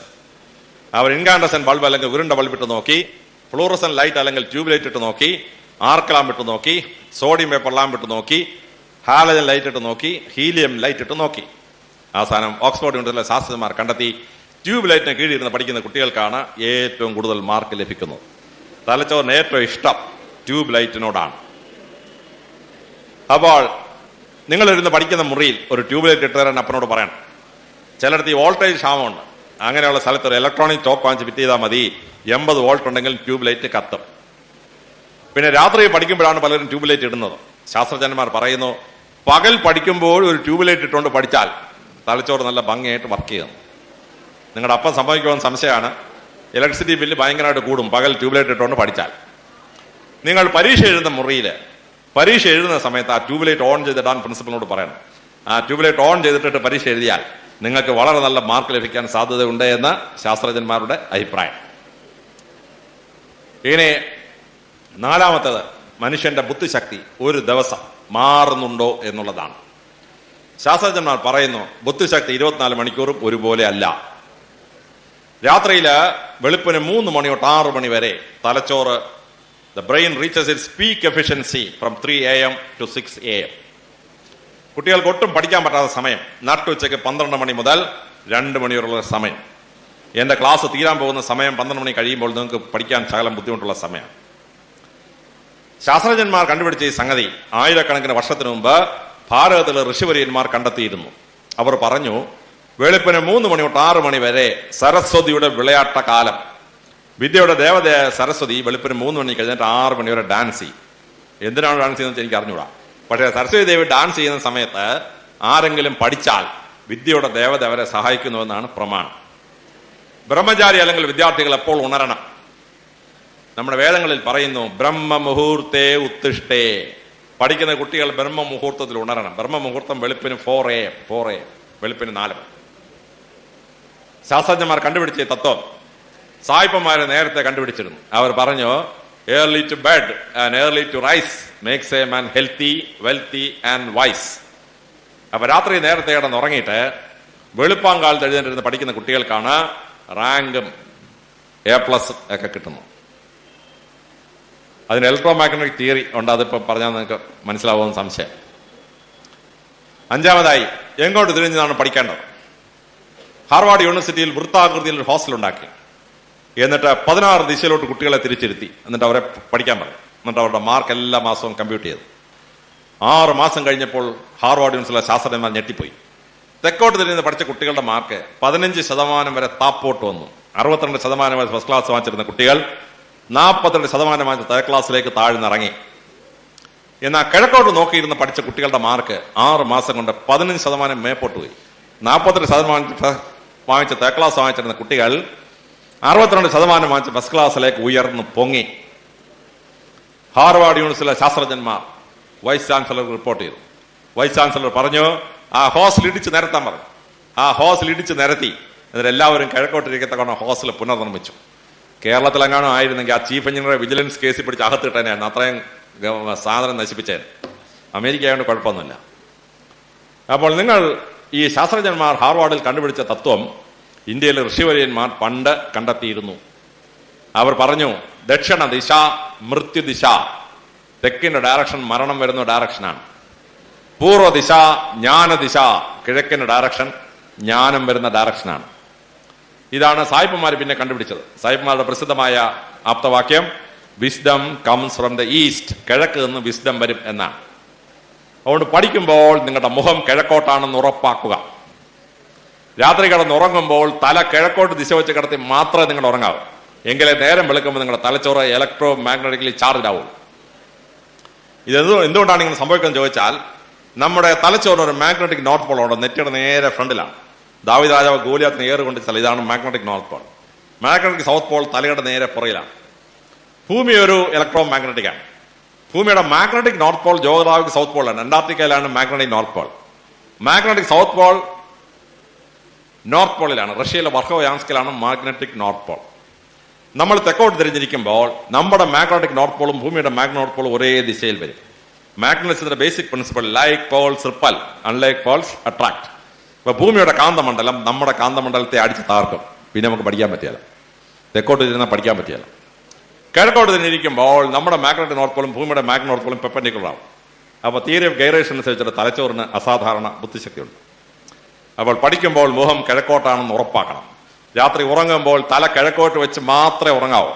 തെക്കോട്ട് തല വെച്ച് കിടന്ന് ഉറങ്ങിയാൽ പിറ്റേ ദിവസം നിങ്ങൾക്ക് തേർഡ് ക്ലാസ് ആയി പോകും. എത്ര പഠിച്ചിട്ടും കാര്യമൊന്നുമില്ല. തലച്ചോറ് ചാർജിലാക്കി വെച്ചേക്കണം. 6-മത്തത് ആഹാരമാണ്. പൂർണ്ണ ആരോഗ്യമുള്ള ഒരു മനുഷ്യൻ 2500 കലോറി മതി 24 മണിക്കൂർ ജീവിക്കാൻ. പക്ഷേ പഠിക്കണമെങ്കിൽ അസാധാരണ ഊർജം ആവശ്യമാണ്. ഒരു മനുഷ്യൻ ഉണർന്നിരിക്കുമ്പോൾ തലച്ചോറിൽ 1,00,000 കെമിക്കൽ റിയാക്ഷൻ 1 സെക്കൻഡിൽ നടക്കും. അവൻ ഉറങ്ങുമ്പോൾ അത് 50,000 കുറയും. എന്നാൽ ഒരു കുട്ടി പഠിക്കാനിരിക്കുമ്പോൾ ആ കുട്ടിയുടെ തലച്ചോറിൽ 1 സെക്കൻഡിൽ 1,70,000 കെമിക്കൽ റിയാക്ഷനാണ് നടക്കുന്നത്. അത്രയും കെമിക്കൽ റിയാക്ഷൻ നടക്കണമെങ്കിൽ കെമിക്കൽ എനർജി വേണം. ഈ എനർജി നമുക്ക് ആഹാരത്തിൽ നിന്ന് മാത്രമേ കിട്ടുള്ളൂ. 6 മണിക്കൂർ പഠിക്കുന്ന ഒരു കുട്ടിക്ക് 4000 കലോറി ഊർജ്ജം വേണം. 10 മണിക്കൂർ പഠിക്കുന്ന ഒരു കുട്ടിക്ക് 7000 കലോറി ഊർജ്ജം വേണം. 5 മണിക്കൂർ കോളേജിൽ ചെലവഴിച്ചു, 2 മണിക്കൂർ ട്യൂഷന് പോയി, 3 മണിക്കൂർ ഹോംവർക്ക്, 10 മണിക്കൂർ പഠിക്കണമെങ്കിൽ 7000 കലോറി വേണം. നിങ്ങളുടെ അപ്പനും അമ്മയ്ക്ക് ആകെ വേണ്ടത് 4000 കലോറികൾ, അതിൽ കൂടുതലാണ് നിങ്ങൾക്ക് വേണ്ടത്. പക്ഷേ നിങ്ങളുടെ അമ്മമാരിൽ പലരും കെമിസ്ട്രി പഠിച്ചിട്ടില്ല. അതുകൊണ്ട് അവർക്കിത് അറിഞ്ഞൂടി, കണക്കറിഞ്ഞൂടാ. അപ്പോൾ ഈ കണക്ക് നിങ്ങൾ അമ്മയെ പഠിപ്പിക്കണം. ഒരു പ്ലേറ്റ് ചോറുണ്ടാൽ 400 കലോറിയെ കിട്ടുള്ളൂ. പക്ഷെ ഒരു കഷ്ണം നല്ല കേക്ക് കഴിച്ചാൽ 400 കലോറി കിട്ടും. ഒരു കശുവണ്ടിപ്പരിപ്പ് 80 കലോറിയാണ്. 5 കശുവണ്ടിപ്പരിപ്പ് കഴിക്കുന്നത് ഒരു പ്ലേറ്റ് ചോറുണ്ടെന്നതും തുല്യം. ഒരു ചെറിയ ഐസ്ക്രീം കഴിച്ചാൽ 900 കലോറീസാണ്, 900 കലോറിയാണ്. 2.5 പ്ലേറ്റ് ചോറും ഒരു ചെറിയ ഐസ്ക്രീമും തുല്യമാണ്. എന്നാൽ വലിയ ഐസ്ക്രീം ഉണ്ടല്ലോ, അതിന് 1600 കലോറിയാണ്. 4 പ്ലേറ്റ് ചോറുണ്ടെന്നതും വലിയ കപ്പ് ഐസ്ക്രീമും തുല്യമാണ്. എന്നാൽ ചില ആഹാരം കഴിച്ചാൽ നഷ്ടമാണ്. ഒരു പുഴുങ്ങിയ കോഴിമുട്ട തിന്നാൽ അത് മുഴുവൻ ദഹിച്ചാൽ നമുക്ക് 80 കലോറി കിട്ടുള്ളൂ. പക്ഷെ ഒരു പുഴുങ്ങിയ കോഴിമുട്ട ദഹിപ്പിക്കണമെങ്കിൽ 92 കലോറി ചിലവാകും, 12 കലോറി നഷ്ടം. അതിനകത്ത് പോഷാഹാരം കിട്ടും, കലോറി കണക്കിൽ നഷ്ടമാണ്. അതുകൊണ്ട് നിങ്ങളുടെ അമ്മയുടെ അടുത്ത് ഈ കലോറി കണക്ക് പോയി മനസ്സിലാക്കണം. ഇപ്പൊ പഠിക്കുന്ന കുട്ടികൾക്ക് ഏറ്റവും ബെസ്റ്റ് ഐസ്ക്രീമാണ്. ഐസ്ക്രീം ഉണ്ടാക്കി ഫ്രിഡ്ജിൽ വെക്കുക, ഇടക്കിടയ്ക്ക് പോവുക, സകലിച്ചെടുത്ത് കഴിക്കുക. നിങ്ങളുടെ അമ്മയോട് പോയി പറയണം, അലക്സാണ്ടർ ജേക്കബ് സാർ പ്രസംഗിച്ചിട്ടുണ്ട്, അമ്മയ്ക്ക് വല്ല സംശയം ഉണ്ടെങ്കിൽ അദ്ദേഹത്തെ ഫോൺ ചെയ്ത് ചോദിക്കാൻ പറയണം. അത് പഠിക്കുന്ന കുട്ടികൾ മാർച്ച് പരീക്ഷ തീരുന്നത് വരെ ദിവസവും ഐസ്ക്രീം വാങ്ങിച്ച് ഫ്രിഡ്ജ് വെക്കുക, ഇടയ്ക്കിടയ്ക്ക് കഴിച്ച് നല്ല ഊർജ്ജവുമായിട്ട് വേണം പഠിക്കാനും പരീക്ഷ എഴുതാനും പോകാൻ. പരീക്ഷ കഴിഞ്ഞിട്ട് പിന്നെ ഐസ്ക്രീം അടിച്ച് കണക്കല്ല, പരീക്ഷ വരെ കഴിക്കാവും. അപ്പോൾ അമ്മയുടെ അടുത്ത് ഇങ്ങനെയുള്ള കാര്യങ്ങൾ പോയി പറഞ്ഞ് മനസ്സിലാക്കണം. അമ്മയുടെ കൈയെത്തുന്നതിന്റെ അവിടുന്ന് കുറച്ച് ദൂരം മാറുന്നേ പറയാം, ഇല്ലെങ്കിൽ അടി ചിലപ്പോൾ പറ്റും. അപ്പൊ ഈ കലോറി കണ്ടന്റ് അനുസരിച്ച് കഴിക്കണം. പിന്നെ 3 നേരം വയറ് നിറച്ച് കഴിക്കുന്നതിന് പകരം പഠിക്കുന്ന കുട്ടികൾ 8 or 10 തവണയായി വേണം ആഹാരം കഴിക്കാൻ. വയറ് നിറച്ച് ആഹാരം കഴിച്ചാൽ ഉറക്കം വരും. പെരുമ്പാമ്പൂരോട് ഉറങ്ങിപ്പോകും. അതുകൊണ്ട് പണ്ട് വിദ്യാർത്ഥികളുടെ ലക്ഷണം പറയും. അല്പാഹാരം, ജീർണവസ്ത്രം, കാകദൃഷ്ടി, ഭഗധ്യാനം, ശ്വാന നിദ്ര. പഠിക്കുന്ന കുട്ടികളുടെ ലക്ഷണങ്ങളാണ്. അല്പാഹാരം പകുതി വയറേ കഴിക്കാവൂ അറ്റ് എ ടൈം, 5-8 തവണയായി കഴിക്കുക. വയർ നിറച്ച് കഴിച്ചാൽ ഉറക്കം വരും. ജീർണ വസ്ത്രം, ഫാഷൻ പരേഡ് നടത്താനുള്ള ഇൻട്രസ്റ്റ് ഉണ്ടാവരുത്, പിന്നെ പഠിത്തം നടക്കുകയില്ല. വസ്ത്രത്തിൽ ഭ്രമം ഉണ്ടാവരുത്. കാകദൃഷ്ടി, കാക്കയുടെ കണ്ണ് വേണം. നമ്മൾ കല്ലെടുത്താൽ ഉടനെ കാക്ക പറക്കും. കാക്കയ്ക്ക് അറിയാൻ അതിനെ എറിയാനാണ് കല്ലെടുക്കുന്നത്. കോഴി അവിടെ തന്നെ നിൽക്കും. എറിയാൻ ഏറ് വരുന്നത് കോഴിക്ക് മനസ്സിലാവില്ല. അതുകൊണ്ടാണ് മലയാളത്തിൽ പറയുന്നത് കാക്ക കണ്ടറിയും കോഴി കൊണ്ടറിയും. ഏർ കൊണ്ടെങ്കിലേ കോഴിക്ക് കാര്യം മനസ്സിലാവും. കാക്കയെ പോലെ ദീർഘവീക്ഷണം വേണം വിദ്യാർത്ഥികൾക്ക്. മാർച്ചിൽ പരീക്ഷ വരാൻ പോവാണ്. സിലബസ് എന്താണ്, ആ സിലബസ് എങ്ങനെ കവർ ചെയ്യും, നല്ല ദീർഘവീക്ഷണത്തോടെ പഠിക്കണം. ഭഗധ്യാനം, ഭഗൻ എന്ന് പറഞ്ഞാൽ കൊക്ക ഉറങ്ങുമ്പോൾ ഒരു കാല് ചുരുട്ടി വെച്ചിട്ടാണ് ഉറങ്ങുന്നത്. അത്ര കോൺസെൻട്രേഷൻ ആണ്. ബാലൻസ് ഇങ്ങനെ കീപ്പ് ചെയ്ത് നിൽക്കും. ഇപ്പോൾ ദൂരെ നിന്ന് പാമ്പ് വരുന്ന ചലനം കിട്ടിയ ഉടനെ 2 കാലുണ്ടെങ്കിൽ ഏതെങ്കിലും ഒരു കാലിൽ പാമ്പിനെ പിടികിട്ടിയാൽ പോക്ക് തന്നെ. അതുകൊണ്ട് ഒറ്റ കാലിൽ നിൽക്കുക. അതങ്ങ് ചുരുട്ടി കഴിഞ്ഞാൽ അതിന് പൊങ്ങി പറക്കാൻ പറ്റും. ഭഗധ്യാനം. ശ്വാന നിദ്ര, പട്ടിയുടെ ഉറക്കം. ഉറങ്ങിക്കിടക്കുമ്പോഴൊരു ശബ്ദം കേട്ടാൽ പട്ടി എഴുന്നിട്ട് കുരയ്ക്കും. അലേർട്ട്നെസ്, വിദ്യാർത്ഥികൾക്ക് അലേർട്ട്നെസ് വേണം. അല്പാഹാരം, ജീർണവസ്ത്രം, കാകദൃഷ്ടി, ഭഗധ്യാനം, ശ്വാന നിദ്ര. ഇതാണ് വിദ്യാർത്ഥികളുടെ ലക്ഷണം. അപ്പൊ 3 നേരം വയറു നിറച്ച് കഴിക്കുന്നതിന് പകരം 8-10 തവണയായി ഓരോ മണിക്കൂർ ഇടവിട്ട് പോയി അടിക്കുക. ഐസ്ക്രീം ആണെങ്കിൽ വളരെ ബെസ്റ്റ്, നല്ലപോലെ കലോറി കിട്ടും. അതാണ് നല്ല പരിപാടി. ഇനി ആഹാരം പോലെ വളരെ പ്രധാനമാണ് വെള്ളം. ആരോഗ്യമുള്ള ആളിന് 8 ഗ്ലാസ് വെള്ളം മതി ഒരു ദിവസം ജീവിക്കാൻ. പക്ഷേ പഠിക്കുന്ന കുട്ടിക്ക് 1 മണിക്കൂർ പഠിക്കണമെങ്കിൽ 2 ഗ്ലാസ് വെള്ളം വേണം. ഈ തലച്ചോറിന്റെ സോഡിയം പൊട്ടാസ്യം അയോൺസിനകത്ത് ഇലക്ട്രോൺ ജമ്പ് ചെയ്യുമ്പോഴാണ് കാര്യങ്ങൾ തലച്ചോറ് വർക്ക് ചെയ്യുക. ഈ ഇലക്ട്രോൺ തലച്ചോറിലേക്ക് സപ്ലൈ ചെയ്യുന്നത് വെള്ളമാണ്. അപ്പോൾ 1 മണിക്കൂർ പഠിക്കണമെങ്കിൽ 2 ഗ്ലാസ് വെള്ളം വേണം. പക്ഷേ വെള്ളം കുടിക്കുമ്പോൾ 4 ഡിഗ്രി സെന്റിഗ്രേഡിൽ താഴെയുള്ള വെള്ളമേ കുടിക്കാവൂ. 4 ഡിഗ്രി സെന്റിഗ്രേഡിൽ കൂടിക്കഴിഞ്ഞാൽ വെള്ളത്തിനകത്ത് ഹൈഡ്രജൻ ബോണ്ടിങ് ഉണ്ടാവും. എന്നിട്ട് ഹൈഡ്രോണിയം അയോൺസ് ഉണ്ടാവും, H3O. അത് തലച്ചോറ് നല്ല സാധനമല്ല. അതുകൊണ്ട് 4 ഡിഗ്രി സെന്റിഗ്രേഡിൽ താഴെയുള്ള ഫ്രിഡ്ജിൽ വെച്ച് തണുത്ത വെള്ളമോ അല്ലെങ്കിൽ കൂജയിൽ ഒരു 4 മണിക്കൂറിന് തണുത്ത വെള്ളമോ വേണം പഠിക്കുന്ന കുട്ടികൾ കഴിക്കാൻ. ഇതാണ് ഡോക്ടർമാർ പറയുന്ന മെൽറ്റിംഗ് ഐസ് ഇംപ്രൂവ്സ് ഇന്റലിജൻസ്. ഉരുകുന്ന മഞ്ഞ് ബുദ്ധിയെ പ്രകാശിപ്പിക്കും. ഇനി 7ാമതായിട്ട് നമ്മൾ ഇരുന്ന് പഠിക്കുന്ന കസേരയാണ്. ഇരുമ്പ് കസേര ഇരുന്ന് പഠിക്കരുത്. ഇരുമ്പ് ഗുഡ് കണ്ടക്ടർ ഓഫ് ഇലക്ട്രിസിറ്റിയാണ്. നമ്മുടെ ശരീരത്തിൽ നിന്ന് ഇലക്ട്രോൺസിനെ ഭൂമിയിലേക്ക് വലിച്ചു കൊടുത്തു കളയും ഇരുമ്പ് കസേര. പെട്ടെന്ന് നമ്മൾ ക്ഷീണിച്ചു. തടി കസേര ഇരുന്ന് പഠിക്കാവോ, ഇല്ലെങ്കിൽ പ്ലാസ്റ്റിക് കസേര. പഠിക്കുമ്പോൾ നമ്മുടെ കാല് തറയിൽ തൊടാൻ പാടില്ല. കാല് തറയിൽ തൊട്ട് പോയെങ്കിൽ ഭൂമി അതുവഴി ഇലക്ട്രോൺസിനെ വലിച്ചെടുക്കും. പിന്നെ നമ്മൾ പെട്ടെന്ന് ക്ഷീണിച്ചു പോകും. അതുകൊണ്ട് ഒരു തലയണ ഇട്ടിട്ട് തലയണയുടെ മുകളിൽ കാല് വെച്ചിട്ടിരുന്ന് വേണം പഠിക്കാൻ. Cotton is the poorest conductor of electricity. ഒട്ടും അയോൺസും ഇലക്ട്രോൺസും നഷ്ടപ്പെടുകയില്ല. ഞാൻ 12 മണിക്കൂർ 18 മണിക്കൂർ ഓഫീസിൽ നിന്ന് വർക്ക് ചെയ്യും. ഒരു സ്റ്റൂളിന്റെ പുറത്ത് ഒരു കോട്ടൺ കുഷ്യൻ വെച്ച് കെട്ടി അതിനകത്ത് കാല് വെച്ചിരുന്ന് ഞാൻ ഫയൽ നോക്കിയുള്ളൂ. ചിലവർ രാവിലെ 9 മണിക്ക് തുടങ്ങിയാൽ രാത്രി 12 മണി വരെ ഫയൽ നോക്കിയിരിക്കും. ഞാൻ ട്രാൻസ്ഫർ ആകുമ്പോൾ അത് കൂടെ കൊണ്ടുപോകും. അപ്പൊ എനിക്ക് ട്രാൻസ്ഫർ ആകുമ്പോഴേ ഞാൻ വരാൻ പോകുന്ന ഓഫീസിലെ പോലീസുകാർ പറയും, ഇപ്പൊ അയാൾ ഒരു സ്റ്റൂൾ ഒരു തലയണയും പൊക്കിക്കൊണ്ട് വരും എന്ന് പറയാൻ പറ്റി. റിട്ടയർ ചെയ്തപ്പോൾ അത് ഗവൺമെന്റ് കൊടുത്തിട്ട് ഞാൻ പോകുന്നു. അപ്പൊ തലയണയിൽ കാല് വെച്ചിരുന്ന് പഠിച്ചാൽ ദീർഘസമയം പഠിക്കാൻ പറ്റും. പഠിക്കുമ്പോൾ നട്ടല് വളയാൻ പാടില്ല. നട്ടല് വളഞ്ഞു പോയെങ്കിൽ ഉടനെ ഉറക്കം വരും. അതുകൊണ്ട് 2 തലയണയിട്ട് ശരീരത്തിന്റെ ഭാരം താങ്ങാൻ ഒരു തലയണ, നട്ടലിനെ സപ്പോർട്ട് ചെയ്യാൻ വേറൊരു തലയണ. എന്നിട്ട് നട്ടല് നൂന്ന് പഠിച്ചാൽ എത്ര മണിക്കൂർ പഠിച്ചാലും ക്ഷീണിക്കുകയില്ല. ഈ 7 കാര്യങ്ങൾ നിങ്ങൾക്ക് പഠിക്കുമ്പോൾ ശ്രദ്ധിച്ചാൽ നിങ്ങൾക്ക് ബുദ്ധിശക്തി കൂടും, ഓർമ്മശക്തി കൂടും. പരീക്ഷയിൽ 1 മാർക്കോടുകൂടി പാസ് ചെയ്ത് കയറാൻ നിങ്ങൾക്ക് പറ്റുന്നതാണ്. ഇനി 2ാമത്, പരീക്ഷ എഴുതുമ്പോൾ ശ്രദ്ധിക്കുന്ന നുണുക്ക് പണികളാണ്. അറിവ് കൊണ്ട് മാത്രമല്ല പരീക്ഷയ്ക്ക് മാർക്ക് കിട്ടുന്നത്. പരീക്ഷയിൽ നമ്മൾ ഉപയോഗിക്കുന്ന പരിപാടികൾ. ഞാൻ 178 പബ്ലിക് എക്സാമിനേഷൻ പാസ്സായ ആളാണ്. 178 പബ്ലിക് എക്സാമിനേഷൻ. 7 ഡിഗ്രി എടുത്തയാണ്. 7 ഡിഗ്രി. എങ്ങനെയാണെന്ന് അറിയാമോ? നമ്മൾ ഈ പഠിക്കുന്നതോടൊപ്പം വളരെ പ്രധാനമാണ് ഈ പരീക്ഷ എഴുതുമ്പോൾ പ്രയോഗിക്കുന്ന പരിപാടികൾ. അതിൽ 200ഓളം ടെക്നിക്കുകളുണ്ട്. അതിൽ നിങ്ങൾക്ക് എളുപ്പം പ്രാക്ടീസ് ചെയ്യാൻ പറ്റുന്ന ഒരു 11 ടെക്നിക്ക് ഞാൻ പറഞ്ഞുതരാം. ടെക്നിക് നമ്പർ 1, ഹാർവാർഡ് യൂണിവേഴ്സിറ്റിയിൽ ഒരേ ഉത്തരം, same words, same comma, same semicolon, same full stop, same hand writing. വിവിധ പെർമുട്ടേഷൻ കോമ്പിനേഷൻ എഴുതിപ്പിച്ചു. ഒരു പേജിൽ 15 വരി മുതൽ 45 വരി വരെ ക്രാം ചെയ്തു. ഒരു വരിയിൽ 2 വാക്ക് മുതൽ 9 വാക്ക് വരെ ക്രാം ചെയ്ത് എഴുതിപ്പിച്ചു. എന്നിട്ട് ലോകത്തിലെ 6 ഭൂഖണ്ഡങ്ങളിൽ കൊണ്ടുവച്ച് അത് വാല്യൂ ചെയ്യിപ്പിച്ചു. സെയിം ആൻസറിന് ഒരു വ്യത്യാസമില്ല. ഒരേ വാക്കുകൾ, ഒരേ ഫുൾ സ്റ്റോപ്പ്, ഒരേ കോമ, ഒരേ കയ്യക്ഷരം. വാക്കുകളുടെ അടുക്ക് മാത്രമേ മാറുന്നുള്ളൂ. അങ്ങനെ 1,00,000 ആൻസർ ഷീറ്റ്സ് അവർ വാല്യൂ ചെയ്തപ്പോൾ ഹാർവാർഡ് യൂണിവേഴ്സിറ്റി കണ്ടെത്തി ഏറ്റവും കൂടുതൽ മാർക്ക് ലഭിക്കുന്നത് ഒരു പേജിൽ 25 വരിയും ഒരു വരിയിൽ 5 വാക്കുകളുമായി ആര് പരീക്ഷ എഴുതുന്നുവോ ആ ആളിന് മറ്റെല്ലാവരെക്കാളും 5 മാർക്ക് വരെ കൂടുതൽ ലഭിച്ചു. ഒരേ ഉത്തരത്തിൽ മാറ്റമില്ല, കൈയക്ഷരത്തിൽ മാറ്റമില്ല, ഫുൾ സ്റ്റോപ്പിന് മാറ്റമില്ല, കോമായ്ക്ക് മാറ്റമില്ല. വാക്കുകളുടെയും വരികളുടെയും എണ്ണം കൂട്ടുകയും കുറയ്ക്കുകയും ചെയ്തത് മാത്രമേ ഉള്ളൂ.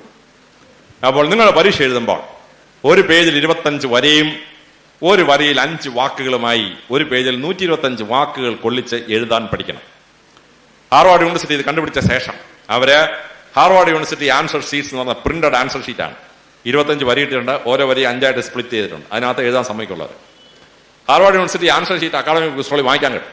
ഒന്നെങ്കിൽ അത് വാങ്ങിച്ച് നിങ്ങൾ എഴുതുക, ഇല്ലെങ്കിൽ നിങ്ങൾ വീട്ടിൽ വെള്ള കടലാസ് എടുത്ത് വെച്ച് സ്കെയിൽ കൊണ്ട് 25 വരി വരച്ച് ഓരോ വരി 5ആയിട്ട് സ്പ്ലിറ്റ് ചെയ്ത് എഴുതി പഠിക്കുക.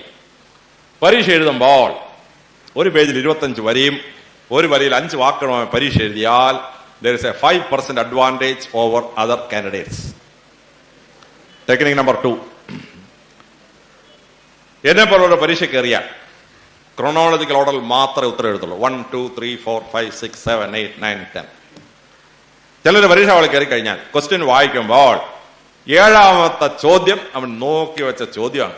അവൻ ആടിച്ച് പറത്തി 7 അങ്ങ് എഴുതും, പിന്നെ 10, പിന്നെ 1, ഇങ്ങനെയാണ്. കിളിത്തട്ട് കളിയാണ്. എക്സാം സൈക്കോളജിസ്റ്റുകൾ പറയുന്നു, അനുക്രമമായി ഉത്തരം എഴുതുന്ന ആളിനെ ഓർഡർ തെറ്റിച്ചെഴുതുന്ന ആളിനെക്കാളും 4% അഡ്വാൻറ്റേജ് കൂടുതലുണ്ട്. എന്റെ ആൻസർ ഷീറ്റ് എടുത്തു കഴിഞ്ഞാൽ സാർ ഇങ്ങനെ നോക്കുമ്പോൾ കൃത്യമായി 1, 2, 3, 4, 5, 6 എഴുതി പോവാണ്. സാറിന് എന്നെ പറ്റി തോന്നൽ എന്താണ്? ഈ കുട്ടി നല്ല അടുക്കും ചിട്ടയുമുള്ള കുട്ടിയാണ്, നല്ല കണക്കിന് എഴുതി പോവാൻ. 7ാമത്തെ ചോദ്യം ആദ്യം എഴുതുന്ന കുട്ടിയെ പറ്റി സാറിന് തോന്നൽ ആദ്യം ഇവൻ ഇതിൽ ഏറ്റവും ഭംഗിയായിട്ട് അറിയാവുന്ന ചോദ്യം 7ാം ചോദ്യമാണ്, അതുകൊണ്ട് അവനെ ആദ്യം എഴുതുക. അത് വാല്യൂ ചെയ്യുമ്പോൾ അത് 60% ഉള്ളൂ. അടുത്ത ഉത്തരം നിങ്ങൾ 63 മാർക്ക് കിട്ടത്തെ കൊണ്ട് എഴുതിയാലും സാറ് നിങ്ങൾക്ക് 58 മാർക്കേ തരത്തുള്ളൂ. കാരണം ഏറ്റവും ഭംഗിയായിട്ട് അറിയാവുന്ന ചോദ്യം 60% ഉള്ളൂ. അപ്പൊ അതിൽ കുറച്ചുകൂടെ കുറച്ചറിയാവുന്ന ചോദ്യത്തിന് 58 കൊടുത്താൽ പോരെ. പ്രജുഡിസ്ഡ് ആവും സാർ, മാർക്ക് കുറഞ്ഞുകൊണ്ടേ ഇരിക്കും. രണ്ടാമത് 7, 10, 1 എന്നൊക്കെ ഉത്തരം എഴുതുന്ന കുട്ടിയെ പറ്റി സാറിന് തോന്നുന്നു ഇവനൊരു അടുക്കും ചിട്ടയും ഇല്ലാത്തൊരു സാധനം, കാള ബുള്ളിനെ ചൈന ഷോപ്പ് പോലെ അവിടെ ഇടിക്കുന്നു ഇവിടെ ഇടിക്കുന്നു, ഇങ്ങനെ എഴുത്താണ്. പിന്നെ ഇത് വാല്യൂ ചെയ്ത ശേഷം ആൻസർ ഈ മാർക്ക് കോളം സാറ് ഫില്ലപ്പ് ചെയ്യണം. അപ്പോൾ ഓരോ ചോദ്യം എടുത്തു ആ കോളം കണ്ടുപിടിച്ച് മാർക്കിട്ട്, പിന്നെ കണ്ടുപിടിച്ച്, പിന്നെ കോളം കണ്ടുപിടിച്ച് മാർക്കിട്ട് സാറിന്റെ വെറുതെ സമയം പോയി കോളം ഫില്ല് ചെയ്യാം. അതിനോട് എന്റെ ഉത്തരമാണെങ്കിൽ കൃത്യമായി 1, 2, 3, 4 നിങ്ങൾ എൻ്റർ ചെയ്താൽ മതി, വളരെ എളുപ്പം. അപ്പൊ സാറിന് സമയ ലാഭമാണ്. ഈ 3 കാരണങ്ങളാൽ അനുക്രമമായി ഉത്തരം എഴുതുന്ന കുട്ടിക്ക് അടുക്ക് തെറ്റിച്ചെഴുതുന്ന കുട്ടിയെക്കാളും 4% അഡ്വാൻറ്റേജ് ഉണ്ട്. അതുകൊണ്ട് technique number 2, always answer in chronological order. അടുക്ക് ചിട്ടയോട് കൂടി ഉത്തരം എഴുതണം, ഓർഡർ തെറ്റിച്ച് എഴുതി കളയരുത്.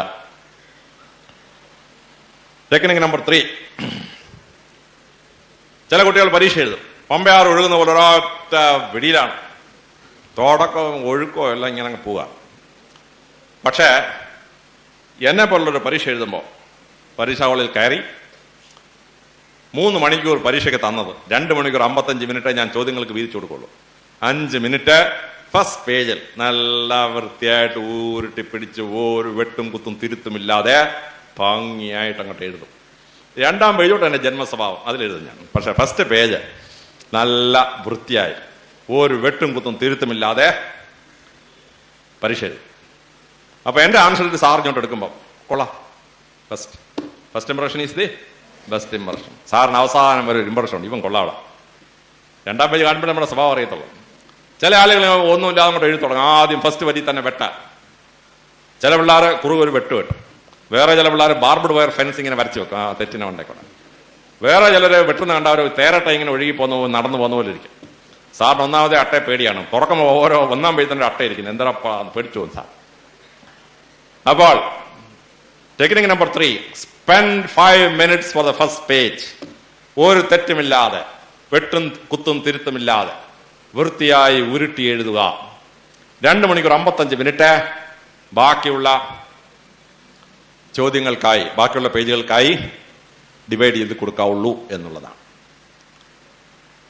ടെക്നിക് നമ്പർ 4,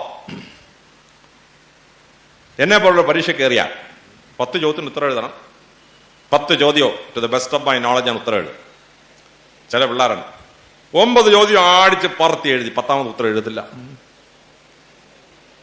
എക്സാം സൈക്കോളജിസ്റ്റുകൾ പറയുന്നു, 10 ചോദ്യവും എബോവ് ആവറേജ് എഴുതുന്ന ഒരു കുട്ടിക്ക് 9 ചോദ്യം ഭംഗിയായി എഴുതി 10ാമത് വിട്ട കുട്ടിയേക്കാളും മാർക്ക് കൂടുതൽ ലഭിക്കുന്നതാണ്. 9 ചോദ്യം ഭംഗിയായിട്ട് എഴുതി 10ാമത് ചോദ്യം വിട്ടുകളയുന്ന കുട്ടിയെപ്പറ്റി സാറിന് ആദ്യം തോന്നുന്ന ഇംപ്രഷൻ, ഈ കുട്ടി സിലബസ് മുഴുവൻ പഠിച്ചിട്ടില്ല, സെലക്ഷൻ സ്റ്റഡി നടത്തി, 10ാമത് എഴുതാനുള്ള ഗ്യാസ് ഇവന്റെ കയ്യിലില്ല, അതുകൊണ്ട് ഇവൻ എഴുതാൻ പറ്റിയില്ല. നേരെ മറിച്ച് 10 എബോവ് ആവറേജ് എഴുതി എന്നെ പറ്റി സാറിന് തോന്നും ഇവൻ സിലബസ് മുഴുവൻ കവർ ചെയ്തിട്ടുണ്ട്, സിലബസ് മുഴുവൻ പഠിച്ച കുട്ടിയാണ്. രണ്ടാമത് 9 ചോദ്യം എഴുതി 10ാമത് വിട്ടുകളയുന്ന കുട്ടിയെ പറ്റി സാറിന് തോന്നുന്നത് ഇവന് ടൈം മാനേജ്മെന്റ് ഇല്ല, 9 എഴുതിയപ്പോഴത്തേന് ഗ്യാസ് ഔട്ട്, 3 മണിക്കൂർ കഴിഞ്ഞു പോയി, അതുകൊണ്ട് 10ാമത് എഴുതാൻ പറ്റിയില്ല. 2 കാരണങ്ങളാലും 9 ചോദ്യം എഴുതി 10ാമത് വിട്ടുകളയുന്ന കുട്ടിയെപ്പറ്റി സാറിന് എതിരഭിപ്രായം മനസ്സിലുണ്ടാവും. എന്നാൽ 10 ചോദ്യവും ബെസ്റ്റ് ഓഫ് മൈ നോളജ് എഴുതുന്ന എന്നെ സംബന്ധിച്ചിടത്തോളം സാറിന് നല്ല പോസിറ്റീവ് ഇംപ്രഷനാണ്. അതുകൊണ്ട് technique number 4, answer all options to the best of your knowledge. Never leave a question unanswered. ഒരു ചോദ്യവും വിട്ടുകളയരുത്. ടെക്നിക് നമ്പർ 5, ചില ആളുകൾ പരീക്ഷ എഴുതും, പമ്പയാർ ഒഴുകുന്ന പോലെ ഒരൊറ്റ വെടിയിലാണ്, ഇത് എവിടെടാ പോയിന്റ്, എവിടെയാണ് അപ്രധാനം, ആർക്കും അറിഞ്ഞു. എന്നാൽ എന്നെ പോലുള്ള പരീക്ഷ എഴുതുമ്പോൾ ഒരു ചോദ്യം അങ്ങോട്ട് വായിച്ച് ഉത്തരം എഴുതാൻ നേരം ആദ്യം ഒരു തലക്കെട്ട് എഴുതും, എന്നിട്ട് അതിൻ്റെ അടിയിൽ വരയിടും. എന്നിട്ട് ഉത്തരം ഇങ്ങനെ എഴുതി പോകുമ്പോൾ മെയിൻ പോയിന്റ് വരുന്നതിൻ്റെ എല്ലാം അടിയിൽ വരയിടും. ഞാൻ IAS പരീക്ഷ എഴുതാൻ പോയപ്പോൾ 3 പേന കൊണ്ടുപോയി, ഒരു ചുമന്ന പേന, ഒരു പച്ച പേന, ഒരു നീല പേന. ഏറ്റവും വലിയ പോയിന്റ് അടിയിൽ ചുമന്ന പേന വെച്ച് അടിയിൽ ഒരു വര, അതിൽ പ്രാധാന്യം കുറഞ്ഞ പോയിന്റ് അടിയിൽ പച്ച വര, ഏറ്റവും പ്രാധാന്യം കുറഞ്ഞതിന്റെ അടിയിൽ നീല വര, പ്രാധാന്യം ഇല്ലാത്തതിന്റെ വരയുടെ അടിയിൽ വരയില്ല. ഇതാണ് പരിപാടി. അപ്പോൾ എന്റെ ഉത്തരം വായിക്കുന്ന സാറിന് ആദ്യം മനസ്സിലാവും ഇവൻ വളരെ സ്ട്രക്ചേർഡായി ഈ വിഷയം പഠിച്ച ആളാണ്. തലക്കെട്ട്, പ്രധാന വര, പോയിന്റിന്റെ അടിയിൽ വര, പ്രാധാന്യം ഇല്ലാത്തതിന്റെ അടിയിൽ വരയില്ല. എന്നാൽ മറ്റേ കുട്ടിയുടെ സാർ ആദ്യം തൊട്ട് അവസാനം വരുന്നത് വായിക്കണം, എങ്കിലേ പോയിന്റ് എവിടെയാണ് പോയിന്റ് അല്ലാത്ത എവിടെയാണെന്ന് മനസ്സിലാക്കാൻ പറ്റും. സാറന്മാർക്ക് 10-20 വയസ്സായി, പാവത്തുങ്ങൾക്ക് വെള്ളെഴുത്തായി, ഡയബറ്റിക് റെറ്റിനായി, വായിക്കാൻ പറ്റിയില്ല. പിന്നെ ചില സാറന്മാര് പരീക്ഷ പേപ്പർ നോക്കുന്ന ലെൻസ് ഇങ്ങനെ വെച്ച് ഇങ്ങനെ നോക്കിയിട്ടാണ് വായിക്കുന്നത്. പാവം സാറ് ലെൻസ് വെച്ച് എത്ര പേര് നിങ്ങളുടെ വായിക്കാൻ പറ്റിയ. എന്റെ പേപ്പർ നോക്കാൻ സാറിന് 10 മിനിറ്റ് മതി. ക്വസ്റ്റ്യൻ സെറ്റ് ചെയ്ത് കഴിഞ്ഞാൽ കീ കൊടുക്കും. ആ കീക്കകത്ത് പ്രധാനപ്പെട്ട പോയിന്റുകൾ താഴെ പറയുന്നവയാണ്. ഏറ്റവും പ്രധാന പോയിന്റ് 40% മാർക്ക് കൊടുക്കണം. പിന്നത്തെ 2 പ്രധാന പോയിന്റ് 20% വെച്ച് മാർക്ക് കൊടുക്കണം. പിന്നെ 2 അപ്രധാനമായ പോയിന്റിന് 10% വെച്ച് മാർക്ക് കൊടുക്കും. ഇങ്ങനെയാണ് മാർക്ക് വീതിച്ചു കൊടുത്തിരിക്കുന്നത്. എന്റെ ഉത്തരം അങ്ങോട്ട് നോക്കി കഴിയുമ്പോൾ സാറിന്റെ വര കാണും. 5 വര നോക്കി, 5 പോയിന്റ് ഉണ്ട്, 10 ഔട്ട് ഓഫ് 10. അടുത്ത ക്വസ്റ്റിനെ കയറി പ്രധാനപ്പെട്ട 4 പോയിന്റാണ്. എന്റെ 4 വര നോക്കും, 4 പോയിന്റുമായി, 10 ഔട്ട് ഓഫ് 10. എന്റെ മുഴുവൻ പേപ്പറും വായിച്ചു നോക്കാൻ സാറിന് 10 മിനിറ്റ് മതി. സാറിന്റെ സമയം അത്ര ലാഭമാണ്. അപ്പൊ സാറിന് ലാഭിക്കുന്ന സമയം നമുക്ക് മാർക്കായിട്ട് സാർ തന്നുകൊണ്ടേയിരിക്കും. പരീക്ഷ പേപ്പർ തീരുമ്പോഴത്തേന് നല്ല മാർക്ക് കിട്ടും. തന്നെയല്ല, സാറിന് മനസ്സിലാവും നല്ല സ്ട്രക്ചേർഡ് ആയിട്ടാണ് ഈ കുട്ടി വിഷയം പഠിച്ചിരിക്കുന്നത്, പോയിന്റ് ബൈ പോയിന്റ്. മറ്റവന്റെ ആൻസർ ഷീറ്റ് വായിച്ചാലേ പകുതി കഴിയുമ്പോൾ സാറിന് മടുക്കും, കണ്ണ് കഴക്കും. അവന്റെ വായന മുഴുവൻ വായിച്ചു തീർക്കാൻ പറ്റിയാണ്. പണ്ട് ചെറുശ്ശേരിയുടെ എരിശ്ശേരിയിൽ കഷ്ണമില്ല എന്നൊരാൾ കമന്റ് അടിച്ചു. മറ്റേ ആൾ പറഞ്ഞു തപ്പി നോക്കിയാൽ കാണും. തപ്പി നോക്കണ്ടേ, ആൻസർ ഷീറ്റ് വേണ്ടി തപ്പി നോക്കണ്ടേ, പോയിന്റ് കണ്ടുപിടിക്കാൻ. അത് സാറിന് മെനക്കെട്ട പരിപാടിയാണ്. അതുകൊണ്ട് technique number 5, sub title your answer. ഓരോ പാരഗ്രാഫിനും തലക്കെട്ടിടുക, അടിയിൽ വരയിടുക, പ്രധാന പോയിന്റിന്റെ അടിയിൽ വരയിട്ട് പോവുക. പല മനുഷ്യ ഉപയോഗിച്ചില്ലെങ്കിൽ ഒരു മനുഷ്യ വെച്ചെങ്കിലും വരയിടുക. അപ്പോൾ സാർമാർക്ക് നല്ല ഇംപ്രഷൻ ഉണ്ടാവുകയും നല്ല മാർക്ക് ലഭിക്കുകയും ചെയ്യും. ടെക്നിക് നമ്പർ 6, ഒരു ഉത്തരക്കടലാസിലെ ഏറ്റവും പ്രധാനപ്പെട്ട വരികൾ ഏവ. ഓരോ ചോദ്യത്തിന്റെയും ആദ്യത്തെ സെന്റൻസും ഓരോ ചോദ്യത്തിന്റെയും അവസാനത്തെ സെന്റൻസുമാണ് ഒരു ഉത്തരക്കടലാസിലെ ഏറ്റവും പ്രധാനപ്പെട്ട വാചകങ്ങൾ. ഈ വാചകങ്ങൾ പരീക്ഷാ ഹാളിനകത്ത് വെച്ച് മാനുഫാക്ചർ ചെയ്യാൻ പാടുള്ളതല്ല. വളരെ നേരത്തെ നമ്മളൊരു 10-20 വാചകം എഴുതി ഉണ്ടാക്കി കാണാൻ പഠിച്ച് കൈവച്ചത്. ഞാൻ +2 പഠിക്കുമ്പോൾ എൻ്റെ വൈസ് പ്രിൻസിപ്പൽ അച്ഛൻ അമേരിക്കയിൽ പോയി PhD ഒക്കെ എടുത്തുകൊണ്ട് വന്നു. അച്ഛൻ എന്നോട് പറഞ്ഞു, അലക്സ് ഒരുപാട് കാര്യം പരീക്ഷയിൽ എഴുതും, പക്ഷേ ആലക്സിന് ഒരു ബൊംബാസ്റ്റിക് എഫക്ട് ഉണ്ടാക്കാൻ കഴിവില്ല, ഞാൻ പഠിപ്പിക്കാം. അങ്ങനെ അച്ഛൻ എനിക്കൊരു 200 രൂപ നോട്ട്ബുക്ക് വാങ്ങിച്ചു തന്നു. ദിവസം ഓരോ വിഷയം പറയും, ഞാൻ നോട്ട്ബുക്കിന്റെ ഇടതുവശത്ത് എഴുതും, അച്ഛനത് വലതുവശത്ത് മാറ്റി എഴുതും. എനിക്കിപ്പോഴും ഓർമ്മയുണ്ട്, 1972 ഓഗസ്റ്റ് 15 അച്ഛൻ എന്നോട് പറഞ്ഞു ഇന്ത്യയുടെ സ്വാതന്ത്ര്യത്തെ പറ്റി എഴുതാൻ പറഞ്ഞു. ഞാൻ എഴുതി തുടങ്ങി. India won its independence on August 15, 1947. അച്ഛൻ ആ സെൻറ്റൻസ് വലതുവശത്തോട്ട് മാറ്റി എഴുതി. 2.5 decades have passed since the star of independence dawned on the horizon of Indian history. എൻ്റെ അറിവും അച്ഛൻ്റെ അറിവും തുല്യമാണ്. പക്ഷെ എനിക്ക് 45 മാർക്ക് കിട്ടത്തില്ല, അച്ഛൻ 70 മാർക്ക് കിട്ടും. 1947 ഓഗസ്റ്റ് 15 ഇന്ത്യ സ്വതന്ത്രമായി എന്ന് പറയുന്നതും സ്വാതന്ത്ര്യത്തിന്റെ ഭാഗ്യ താരകം ഇന്ത്യയുടെ ചരിത്രത്തിന് ചക്രവാളത്തിൽ ഉദിച്ചുയർന്ന് 2.5 പതിറ്റാണ്ടുകൾ കഴിഞ്ഞിരിക്കുന്നു പറയുന്നതും അറിവ് സെയിമാണ്. പക്ഷേ അതിന് എഫക്റ്റ് വ്യത്യാസമാണ്. നിങ്ങളിങ്ങനെ 20 സെന്റൻസ് എഴുതി നിങ്ങളുടെ സാറന്മാരുടെ സഹായത്തോടുകൂടി മാതാപിതാക്കളുടെ സഹായത്തോടുകൂടി നിങ്ങളുടെ നാട്ടിൽ അറിവുള്ള ആരെങ്കിലും അവരുടെ സഹായത്തോടുകൂടി 20 സെന്റൻസ് മാനുഫാക്ചർ കാണാൻ പഠിക്കണം. ഓരോ ഉത്തരം എഴുതാൻ നേരം ആദ്യം ഇതിലൊരു സെന്റൻസ് അങ്ങോട്ട് ഫിറ്റ് ചെയ്യണം. സാർ ഫസ്റ്റ് സെന്റൻസ് വായിക്കും, ബും ബോംബ് പൊട്ടിയൊരു സെന്റൻസ്.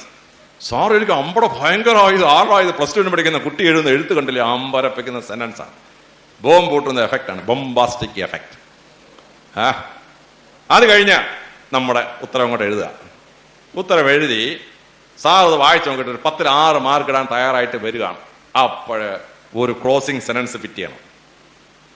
ഓഗസ്റ്റ് 6 അച്ഛനോട് പറഞ്ഞ് ആറ്റം ബോംബിനെ പറ്റി എഴുതാൻ പറഞ്ഞു. ഹിരോഷിമയിൽ ആറ്റം ബോംബിട്ട ദിവസമാണ്. ഞാൻ എഴുതി നിർത്തി. Science with its morals are necessary to prevent science from repeating. Religion with its ethics is necessary to prevent science from repeating Hiroshimas. അച്ഛൻ ആ സെൻസ് വലുത് വെച്ചിട്ട് മാറ്റി എഴുതി. Science without religion is blind. Religion without science is lame. Religion with its ethics and morals are necessary to prevent science from repeating Hiroshimas. അച്ഛൻ എന്തോ ഇത് ആകെ ഒരു ബ്ലൈൻഡ് ഓരോ ലെയിമും കൂടെ ചേർന്നല്ലോ. എൻ്റെ അറിവ് അച്ഛനേ ഉള്ളൂ. പക്ഷെ എനിക്ക് 45 മാർക്ക് കിട്ടത്തുള്ളൂ. അച്ഛന് 65 മാർക്ക് കിട്ടും. അപ്പോൾ 10ൽ 6 ഇടാമെന്ന സാറ് ലാസ്റ്റ് സെൻറ്റൻസ് വായിക്കുമ്പോൾ ബും അടുത്ത ബോംബ്. 6 മാർക്ക് ഇടാമെന്ന സാറ് 8 മാർക്ക് ഇടും. 10 ചോദ്യത്തിന് 2 മാർക്ക് കിട്ടിയാൽ നിങ്ങൾക്ക് ആ പരീക്ഷയ്ക്ക് 20 മാർക്ക് കൂടുതൽ കിട്ടി. നിങ്ങൾ 55 മാർക്ക് വാങ്ങിച്ച സെക്കൻഡ് ക്ലാസ് വാങ്ങിക്കേണ്ട നിങ്ങൾ 75 മാർക്ക് വാങ്ങിച്ച ഡിസ്റ്റിങ്ഷന് മുകളിൽ പോയി നിൽക്കും. പിന്നെ പേപ്പർ 1ൽ ഉപയോഗിച്ച സെൻറ്റൻസ് തന്നെ പേപ്പർ 2ൽ ഉപയോഗിക്കാം. പേപ്പർ 2ൽ ഉപയോഗിച്ച സെൻറ്റൻസ് തന്നെ പേപ്പർ 3ൽ ഉപയോഗിക്കാം. പേപ്പർ 1 കോട്ടയത്ത് നിന്നൊരു സാറ് വായിക്കും. പേപ്പർ 2 കായംകുളത്ത് നിന്നൊരു സാറ് വായിക്കും. പേപ്പർ 3 പരിമല ഇരുന്നൊരു സാറ് വായിക്കും. ഈ 3 സാർമാർക്ക് മനസ്സിലാവത്തില്ല നമ്മുടെ സ്ഥിരം ബോംബാണ് ഈ കുന്തോന്നുള്ള വിവരം. കാര്യം 3 ഒരു പേപ്പർ വാല്യൂ. ഞാൻ +2 ഉപയോഗിച്ചു തുടങ്ങിയ ബോംബുകളുണ്ടല്ലോ, IAS പരീക്ഷ ഞാനും ഉപയോഗിച്ച ആ ബോംബുകളല്ല. എന്നെ ആരും ഇതുവരെ പിടിച്ചിട്ടില്ല.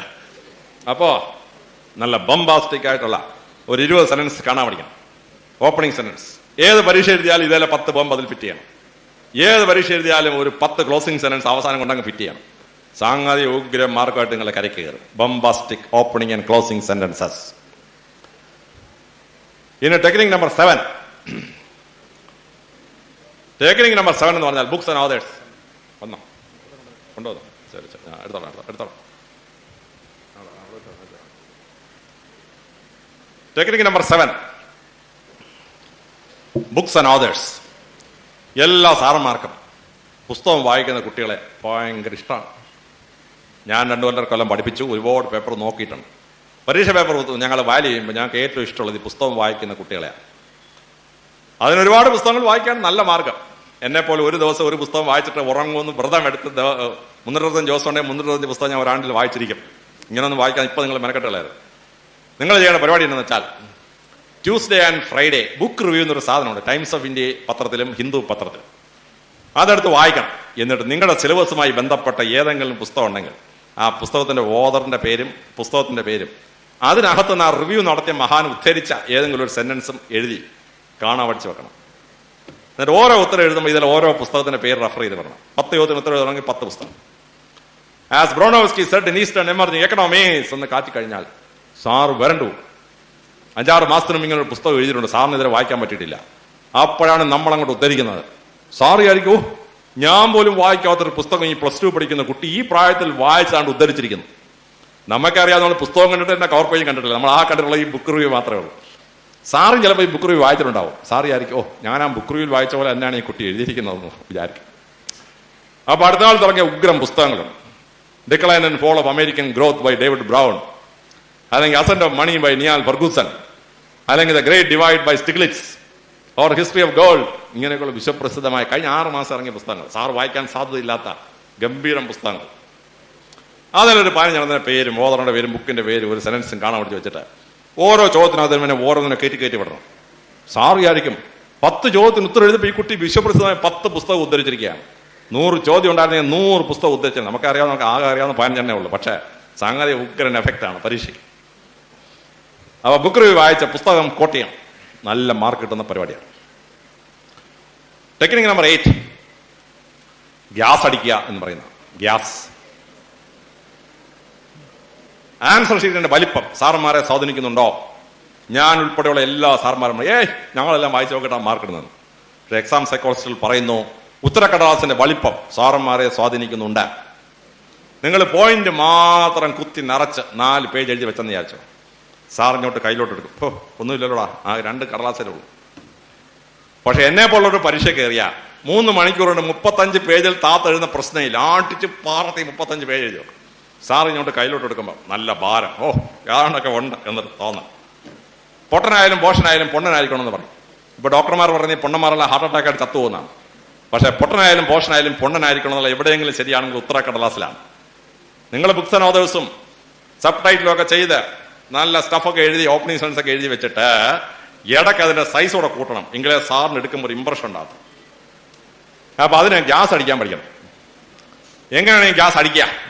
നിങ്ങൾ ഹൈസ്കൂളിൽ സാർമാർ ഇത് സ്പെഷ്യലി പഠിപ്പിക്കുന്ന ഒരു പരിപാടിയാണെങ്കിലും ഒരു ഉദാഹരണം കേട്ടോണം. ഒരാള് തെങ്ങിനെ പറ്റി ഇത്തവണ ചോദ്യം വരുമെന്ന് പ്രതീക്ഷിച്ചു.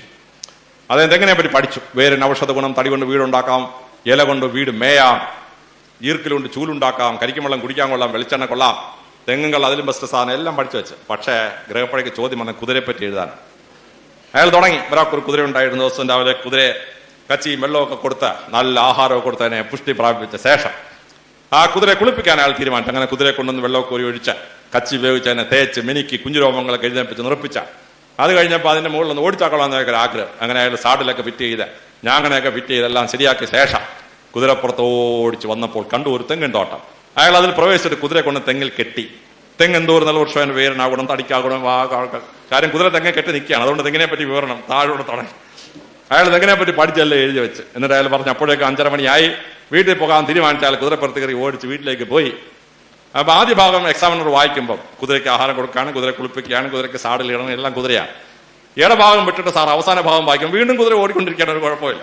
ഇനി നടുഭാഗം സാറങ്ങ് വായിച്ചെന്ന് വിചാരിച്ചോ, സാർ വിചാരിക്കും ചേടാ ഇവൻ കുതിരയെ പറ്റി അറിഞ്ഞൂടായാലും തെങ്ങിനെ പറ്റിയാലും വിവരം ഉണ്ടല്ലോ, 2 മാർക്ക് പൊട്ടുന്നതായിരിക്കും.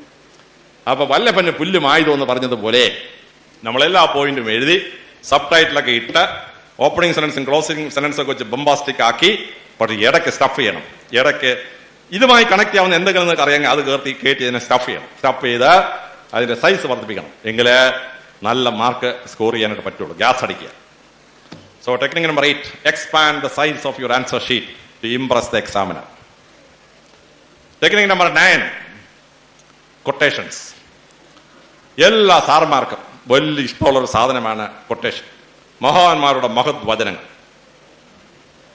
അതിനുവേണ്ടി നിങ്ങൾ സ്റ്റീവൻസൺസ് ബുക്ക് ഓഫ് കൊട്ടേഷൻ നിങ്ങൾ വായിച്ചോളരുത്. സ്റ്റീവൻസൺസ് ബുക്ക് ഓഫ് കൊട്ടേഷൻ ഉണ്ട്, 4500 പേജാണ്. അത് നിങ്ങൾ വായിച്ചോളരുത്. ഒരു സാധാരണ ബുക്ക് ഓഫ് കൊട്ടേഷൻ വായിക്കുക. എന്നിട്ട് നിങ്ങളുടെ സിലബസുമായി ബന്ധപ്പെട്ട ഒരു 20 കൊട്ടേഷൻ നോട്ട്ബുക്കിൽ എഴുതി കാണാൻ പഠിക്കണം. ഓരോ ചോദ്യം ഉത്തരം എഴുതുമ്പോൾ ഓരോ കൊട്ടേഷൻ കയറ്റി വെക്കണം. 2ാമത് ചോദ്യം ഒരു കൊട്ടേഷൻ. ഇപ്പൊ സാറിങ്ങനെ വായിച്ചു വരുമ്പോൾ 10 ചോദ്യം ഉത്തരം എഴുതുമ്പോൾ ഈ കുട്ടി 10 മഹാന്മാരെ ഉദ്ധരിച്ചിരിക്കുകയാണ്. 100 ചോദ്യം ഉണ്ടായിരുന്നെങ്കിൽ 100 മഹാന്മാരെ ഉദ്ധരിച്ചായിരുന്നു. നമുക്കറിയാം, നമുക്ക് 10 അറിയാവും. പക്ഷേ കൊട്ടേഷൻ കയറ്റി സാർമാർക്ക് നല്ല ഇംപ്രഷനാണ് quotation. Technique number 10, quoting from speeches. മഹാന്മാരുടെ പ്രസംഗങ്ങളിൽ നിന്ന് ഉദ്ധരിക്കുന്നത് സാർമാർക്ക് വലിയ ഇൻട്രസ്റ്റ് ഉള്ള ഒരു കാര്യമാണ്. അപ്പൊ വിശ്വപ്രസിദ്ധമായ പ്രസംഗങ്ങൾ ശേഖരിച്ചു വെച്ചിരിക്കുന്ന ഒരു ബുക്കാണ് ഹൻസാർഡ് പേപ്പേഴ്സ്. 1,00,000 പേജാണ് ആ പുസ്തകത്തിന്റെ സൈസ്. ഇതൊന്നും തൊട്ടുകളായിരുന്നു. ഹ്യൂസ്റ്റൺ പീറ്റേഴ്സ് എന്നൊരു മനുഷ്യനുണ്ടായിരുന്നു. അദ്ദേഹം ലോകത്തിലെ ഏറ്റവും മഹത്തായ 100 പ്രസംഗങ്ങളെ സംഗ്രഹിച്ചൊരു പുസ്തകം എഴുതിയിട്ടുണ്ട്. A treasury of worlds greatest 100 speeches. ലോക ചരിത്രത്തിലെ ഏറ്റവും മഹത്തായ 100 പ്രസംഗം. ആ പുസ്തകം എടുത്തിട്ട് നിങ്ങളുടെ സിലബസുമായി ബന്ധപ്പെട്ട ഒരു 15 പ്രസംഗങ്ങളിൽ നിന്ന് ഉദ്ധരണി എഴുതി വെക്കണം. എന്നിട്ട് ഉത്തരം എഴുതുമ്പോൾ സിസ്റ്റമാറ്റിക് ആയിട്ട് ആദ്യം ഉത്തര അമേരിക്കയിലെ ലിങ്കണെ കോട്ട് ചെയ്യണം. പിന്നെ ദക്ഷിണ അമേരിക്കയിലെ അത്താഹുവാൽ പോയ കോട്ട് ചെയ്യണം. പിന്നെ യൂറോപ്പിൽ കയറി അവിടുത്തെ മഹാനായ ഇമ്മാനുവൽ കാന്റിനെ കോട്ട് ചെയ്യണം. അത് കഴിഞ്ഞ് നേരെ ആഫ്രിക്കയിൽ എഴുതി ആദ്യം ടുറ്റുവിനെ കോട്ട് ചെയ്യണം. പിന്നെ നേരെ ചൈനയിൽ ചെന്ന് കൺഫ്യൂഷ്യസിനെ ഉദ്ധരിക്കണം. അത് കഴിഞ്ഞിട്ട് നേരെ ജപ്പാനിൽ പോയി യൂക്കിയോ മിഷിയുമായി ഉദ്ധരിക്കണം. അത് കഴിഞ്ഞ് ഓസ്ട്രേലിയയിൽ ചെന്ന് അവിടുത്തെ പ്രസിദ്ധനായ ഗ്ലൗ വിറ്റ്ലമിനെ ഉദ്ധരിക്കണം.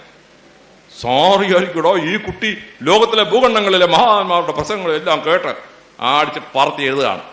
നമുക്കറിയാം, നമുക്ക് ആകെ അറിയാവുന്ന 10 സെന്റൻസ് 10 മഹാന്മാരേ ഉള്ളൂ. അത് ഫസ്റ്റ് പേപ്പറിൽ അത് തന്നെ കാച്ചിക്കോണം, സെക്കൻഡ് പേപ്പറിൽ അത് തന്നെ കാച്ചിക്കോണം, തേർഡ് പേപ്പറിലും കാച്ചിക്കോണം. പ്ലസ് ടുവിന് അടിക്കുന്നതന്നെ BA ക്ക് അടിച്ചോണം, BA ക്ക് അടിച്ചാൽ IAS അടിച്ചോണം. ഒരു കുഴപ്പമില്ല. സുഖമായിട്ട് പ്രസംഗങ്ങൾ ഉദ്ധരിച്ചാൽ നല്ല മാർക്ക് കിട്ടും. ഇനി 11ാമത്തെ ഒരു ടെക്നിക് ഉണ്ട്. സംഗതി മോഷണമാണ്. കത്തോലിക്കർ ഓർത്തഡോക്സാരും കുമ്പസാരിക്കേണ്ട പാവമാണ്. പക്ഷേ ഉഗ്രം മാർക്ക് കിട്ടുന്നൊരു പരിപാടിയാണ്. എന്റെ സ്ഥിരം പരിപാടിയാണ്. എന്താന്ന് ചോദിച്ചാൽ, ഞാൻ ഈ മാസികകളും പത്രങ്ങളും പുസ്തകങ്ങളൊക്കെ വായിക്കുമ്പോൾ ഒരു ചെറിയ നോട്ട് പാഡ് സൈഡിൽ വെച്ചേക്കും, ഒരു പേനായിട്ട്. ഈ എഴുത്തുകാരൻ വളരെ ഹൃദയത്തിൽ തട്ടുന്ന രീതിയിൽ എന്തെങ്കിലും സെന്റൻസ് എഴുതിയാൽ ഞാൻ ആ സെന്റൻസ് ഉടനെ നോട്ട് പാഡിൽ എഴുതി വെക്കും. എന്നിട്ട് സെക്കൻഡ് സാറ്റർഡേ സൺഡേ കയറുന്ന ദിവസം ചുമ്മാതിരുന്നത് വായിക്കും. കുറെ എണ്ണം എൻ്റെ തലച്ചോറ് കയറും. പരീക്ഷ എഴുതിക്കൊണ്ടിരിക്കുമ്പോൾ വല്ലവനെ മോഷ്ടിച്ചാൽ ഇൻവേർട്ടർ കോമയ്ക്കകത്ത് ഇടണം എന്നാണ് നിയമം. ഞാൻ എന്ത് ചെയ്യുന്നറിയാമോ? ഇൻവേർട്ടർ കോമ ഇല്ലാതെ എൻ്റെ ഉത്തരത്തിനകത്തോട് കയറ്റി വിടും. പുട്ടിന് തേങ്ങാപ്പരി ഇടുന്ന പോലെ ഇങ്ങനെ വിട്ടുകൊണ്ടിരിക്കും. സാർ ഇത് വായിക്കുമ്പോൾ, ഹോ, ഈ കുട്ടി ലിയോ ടോൾസ്റ്റോയ് ചിന്തിക്കുന്ന പോലെ ചിന്തിക്കുന്നു. നമുക്കറിയാം നമ്മൾ ലിയോ ടോൾസ്റ്റോയ് മോട്ടിച്ചാൽ. അപ്പൊ ഇങ്ങനെ ഉദ്ധരിച്ചു വിടും. അങ്ങനെ വിശ്വപ്രസിദ്ധരായ ചിന്തകളൊക്കെ ഇൻവേർട്ടർ കോമയിലെ നമ്മുടെ ചിന്തകളായി ഇങ്ങനെ കീറിപ്പോകും. സാർ വിചാരിക്കും, ഓ, ഈ കുട്ടി നല്ലൊരു ചിന്തകനായ മഹാനായ കുട്ടിയാവാൻ പോവുകയാണ്, എന്റേതായിട്ട് എന്തെങ്കിലും സഹായം ചെയ്യണം, നല്ല മാർക്ക് ഇട്ടത്. പിന്നെ പരീക്ഷ കഴിഞ്ഞാൽ ഉടനെ പോയി അച്ഛൻ്റെ അടുത്ത് കുമ്പസാരിച്ചേക്കണം. പിന്നെ ഒരച്ഛനും നിങ്ങളോടൊരു ദേഷ്യം ഉണ്ടാവില്ല. പരീക്ഷയ്ക്ക് 5 മാർക്ക് കിട്ടാൻ വേണ്ടി മഹാനെ ഒന്ന് മോട്ടിച്ച് അതിന് ആർക്കും അച്ഛനുള്ള നഷ്ടമുണ്ട്, ആർക്കും ഒരു നഷ്ടമില്ല. അപ്പൊ അച്ഛനും ചിരിക്കും, അത്രേ ഉള്ളൂ. കുമ്പസാരിച്ചിട്ട് നമുക്ക് എഴുന്നേറ്റ് പോരാ. അതുകൊണ്ട് മഹാന്മാരുടെ അട്രാക്റ്റീവായ സെന്റൻസസ് ഒക്കെ ആകർഷണീയമായി ഇൻവേർട്ടർ കോമ ഇല്ലാതെ ഇടയ്ക്കിടയ്ക്ക് നമ്മുടെ ഉത്തരത്തിനകത്ത് കയറ്റി വിട്ട ആ ഉത്തരത്തിന് ഒരു പ്രഗ്നന്റ് വെയിറ്റഡ് ഫ്രൈസിന്റെ ഒരു ഘടന കൊണ്ടുവരാൻ പറ്റിയാൽ എല്ലാ പരീക്ഷയ്ക്കും, IAS പരീക്ഷയ്ക്കൊക്കെ നല്ല മാർക്ക് കിട്ടുന്ന പരിപാടിയാണ്.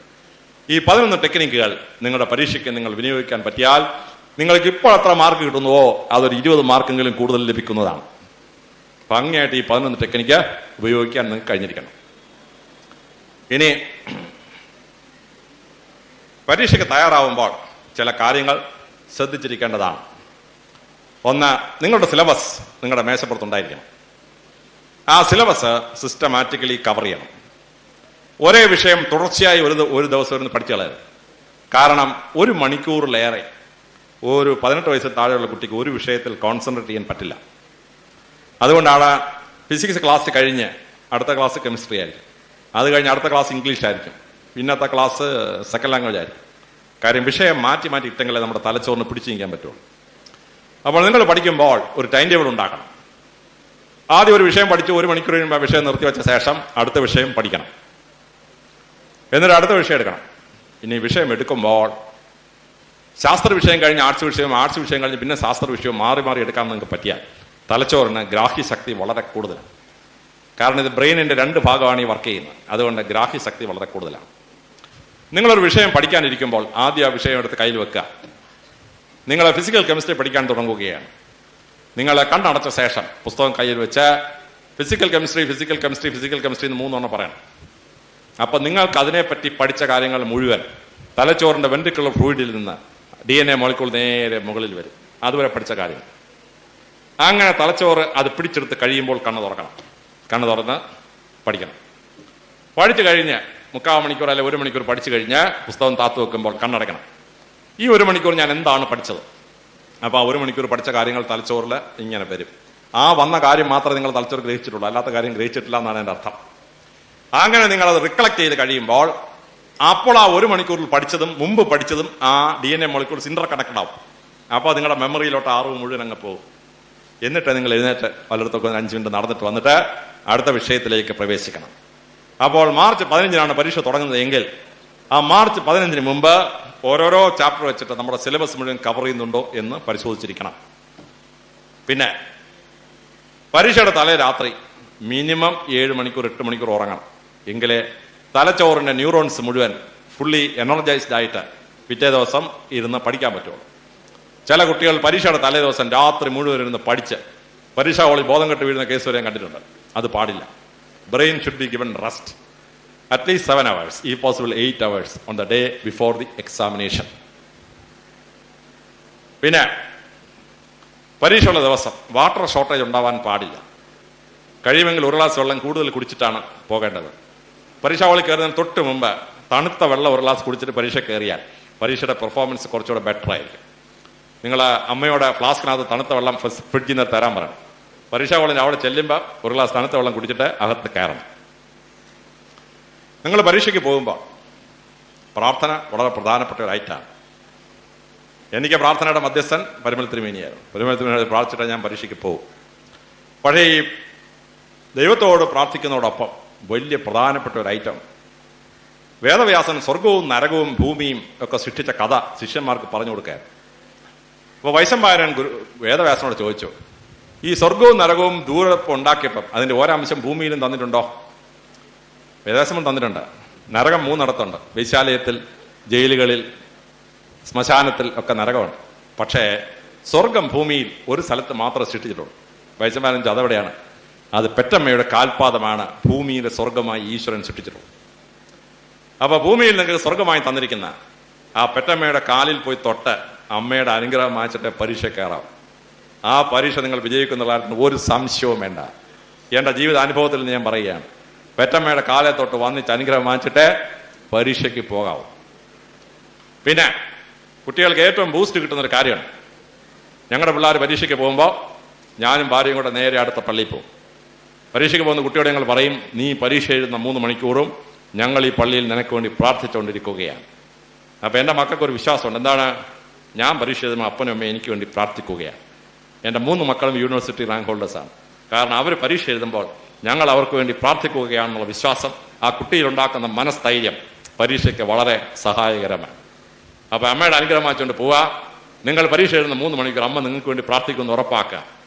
ജീവിതം ആ പരീക്ഷയ്ക്ക് വിജയിക്കാൻ അതിലേറെ വലിയ ഒരു കാര്യം ഉണ്ടാവില്ല. നിങ്ങൾ പഠിച്ചത് റിഫ്രഷ് ചെയ്യാനായിട്ടുള്ള സമയം വേണം.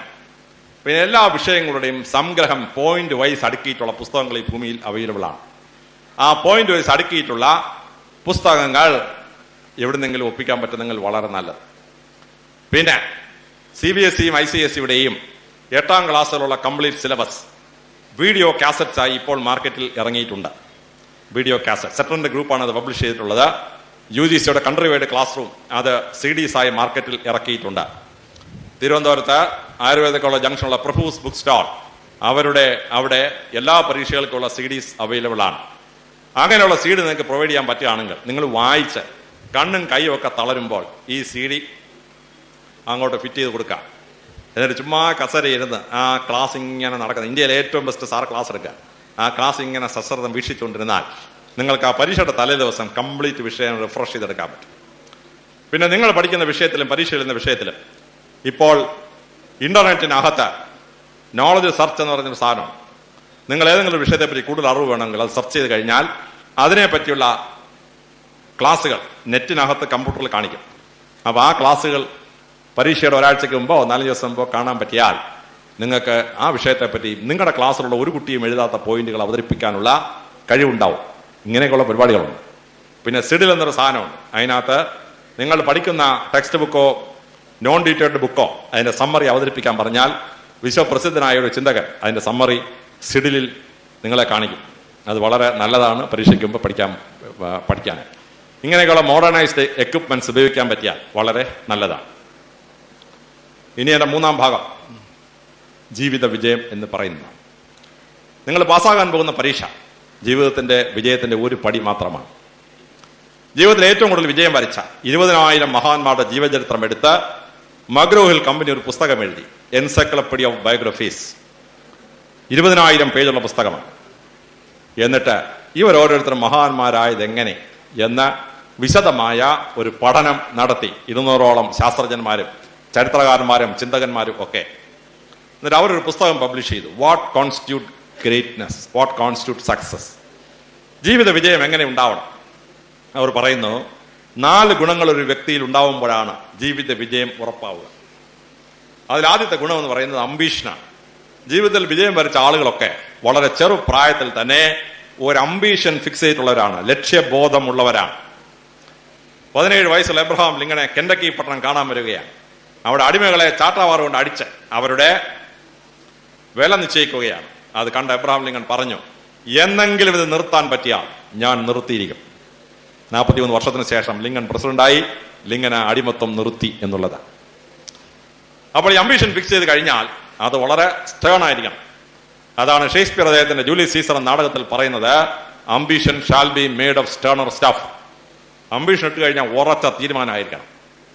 ഇംഗ്ലീഷിൽ പറയും, great men have will, ordinary people have only wishes. സാധാരണ ആളുകൾക്ക് ആഗ്രഹങ്ങൾ മാത്രമേ ഉള്ളൂ, വലിയ ആളുകൾക്ക് വിൽ പവർ ഉണ്ട്, ഇന്ന സ്ഥലത്തെത്തണം എന്നുള്ള വിൽ പവർ. അപ്പൊ നിങ്ങൾ ഓരോരുത്തരെയും ലക്ഷ്യബോധം ഇടുമ്പോൾ ഞങ്ങളുടെ ഒന്നും ചെറുപ്പകാലത്ത് ഞങ്ങൾക്ക് അവൈലബിൾ അല്ലാത്ത ഒരു സംഗതി നിങ്ങൾക്ക് ഇപ്പോൾ അവൈലബിൾ ആണ്.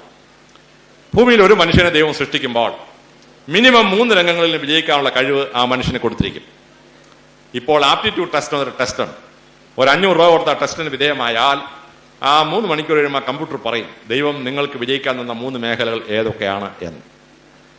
അത് ഫിക്സ് ചെയ്ത് കിട്ടിക്കഴിഞ്ഞാൽ അതിലൊരെണ്ണം നിങ്ങൾ സെലക്ട് ചെയ്യുകയാണെങ്കിൽ നിങ്ങൾക്ക് വിജയസാധ്യത വളരെ കൂടുതലാണ്. ഇനി അത് തന്നെ എടുക്കണമെന്ന് നിർബന്ധമൊന്നുമില്ല. നിങ്ങൾ വേറൊരു മേഖലയാണ് തിരഞ്ഞെടുക്കുന്നതെങ്കിൽ കുറച്ചുകൂടി പ്രയാസപ്പെടണമെന്ന് മാത്രമേ ഉള്ളൂ. പക്ഷെ നിങ്ങൾക്ക് ദൈവം തന്ന കഴിവ് ഏതാണെന്ന് ആദ്യം ഒന്ന് കണ്ടുപിടിക്കുന്നത് വളരെ നല്ലതാണ്. ഇനി ലക്ഷ്യബോധം ഇടുമ്പോൾ അത് ഉയർന്ന ലക്ഷ്യബോധം ആയിരിക്കണം. എങ്ങനെയാണ് ഈ ലക്ഷ്യബോധം ഇടേണ്ടത്? അത് നമ്മളെ പഠിപ്പിക്കുന്നത് റോബർട്ട് ബ്രൗണിംഗ് എന്ന ഇംഗ്ലീഷ് കവിയാണ്. അദ്ദേഹം ഗ്രമേറിയൻസ് ഫ്യൂണറൽ എന്ന ഒരു കവിത എഴുതി. ആ ഗ്രമേറിയന്റെ അംബീഷൻ എന്തായിരുന്നു എന്ന് ബ്രൗണിംഗ് സൂചിപ്പിക്കുകയാണ്. It is better to aim at the sky and miss it by a mark rather than aim at a small height and overshoot it by a few yards. ലക്ഷ്യബോധം ഇടുമ്പോൾ ആകാശത്തെ ലക്ഷ്യമാക്കി ചാടണം. ഏതാനും വാര വ്യത്യാസത്തിൽ ആകാശത്ത് തൊടാൻ പറ്റത്തില്ലായിരുന്നു. പക്ഷെ 4 അടി ചാടണമെന്ന് തീരുമാനിച്ചിട്ട് 5 അടി ചാടി ഞാൻ 4 അടി ചാടണമെന്ന് തീരുമാനിച്ചുള്ളൂ. അവരടി കൂടുതൽ ചാടി എന്ന് പറയുന്നതിനേക്കാൾ മഹത്തരമാണ്. Aim high, aim high. പിന്നെ ലക്ഷ്യബോധം ഇടുമ്പോൾ അത് ഉയർന്ന ലക്ഷ്യബോധം. ചിലപ്പോൾ അത്ര ചിന്തിച്ചാൽ അല്ലാതായിരിക്കും എടുത്തിട്ടുണ്ടാവുക. പക്ഷെ നിങ്ങൾക്കത് പ്രാപ്യമാണ്. അടുത്ത കാലത്ത് തന്നെ സ്വാധീനിച്ചൊരു പുസ്തകമാണ് ടെൻസിംഗ് നോർഗയുടെ ജീവചരിത്രം. ടെൻസിംഗ് നോർഗയ്ക്ക് 10 വയസ്സുള്ളപ്പോൾ മുത്തച്ഛനോട് പല്ല് തേച്ചുകൊണ്ടിരിക്കുകയായി. ആ കുട്ടി മുത്തച്ഛനോട് ചോദിച്ചു, മുത്തപ്പാ ഇതുകൊണ്ട് ഇല്ലോ കാണുന്ന ആ കൊടുമുടിയുടെ പേരെന്തുവാ? മുത്തപ്പൻ പറഞ്ഞു, മോനെ അതിന്റെ പേര് ഞങ്ങൾ വിളിക്കുന്നത് ചോമോ ലുങ്മ എന്നാണ്. ചോമോ ലുങ്മ എന്ന് പറഞ്ഞാൽ മേഘങ്ങൾക്ക് ഉമ്മ കൊടുക്കുന്നവൻ. One who kisses the clouds എന്നാണ് അതിന്റെ അർത്ഥം. പക്ഷെ ഇപ്പോൾ ഒരു സായിപ്പ് വന്നതിനെ മെഷർ ചെയ്ത് ഇപ്പൊ അവന്റെ പേരിൽ അത് അറിയപ്പെടുന്നത് മൗണ്ട് എവറസ്റ്റ്. എവറസ്റ്റ് എന്നാണ് എന്നെ അറിയപ്പെടുന്നത്. മുത്തച്ഛനും മുത്തശ്ശിയും കൊച്ചുമക്കളോട് സംസാരിക്കുമ്പോൾ ജനറൽ നോളജ് കൊടുക്കണമെന്നാണ് ശാസ്ത്രം. ഈ മുത്തപ്പനോട് ജനറൽ നോളജ് കൂട്ടിക്കൊടുത്തു. ലോകമുണ്ടായതിനു ശേഷം ഇതുവരെ ഒരു മനുഷ്യനും കൊടുമുടിയുടെ മുകളിൽ എത്തിയിട്ടില്ല. ഇനി ലോകം അവസാനിക്കുന്നത് വരെയും ഒരു മനുഷ്യനും ആ കൊടുമുടിയുടെ മുകളിൽ എത്താനും പോകുന്നില്ല. ഇതായിരുന്നു ജനറൽ നോളജ്. പല്ലുതേപ്പ് കഴിഞ്ഞ ടെൻസിംഗ് നോർഗെ വന്ന് പറഞ്ഞു, മലയുടെ മുകളിൽ നോക്കിയിട്ട് പറഞ്ഞു, Chomolungma one day I will be on your top. മുത്തം പറഞ്ഞു, മണ്ടച്ചാര ചാവാൻ പോകുന്നോടാ. 2 ദിവസം കഴിഞ്ഞ് വീണ്ടും പല്ലുതേപ്പ് കഴിഞ്ഞ് ആ കുട്ടി ആ മലമുകളിലേക്ക് നോക്കിയിട്ട് പറഞ്ഞു, Chomolungma one day I will be on your top. മുത്തപ്പൻ വടിയെടുത്ത് അടിക്കുക. പക്ഷേ 70 വയസ്സുള്ള കളറിനേക്കാൾ സ്പീഡ് കൂടുതലാണ് 10 വയസ്സുള്ള കുട്ടിക്ക്. അതുകൊണ്ട് ടെൻസിങ്ങിന് അടി കിട്ടിയില്ല. പക്ഷേ അടുത്ത് 24 വർഷമാ പയ്യൻ ശ്രമിച്ചു.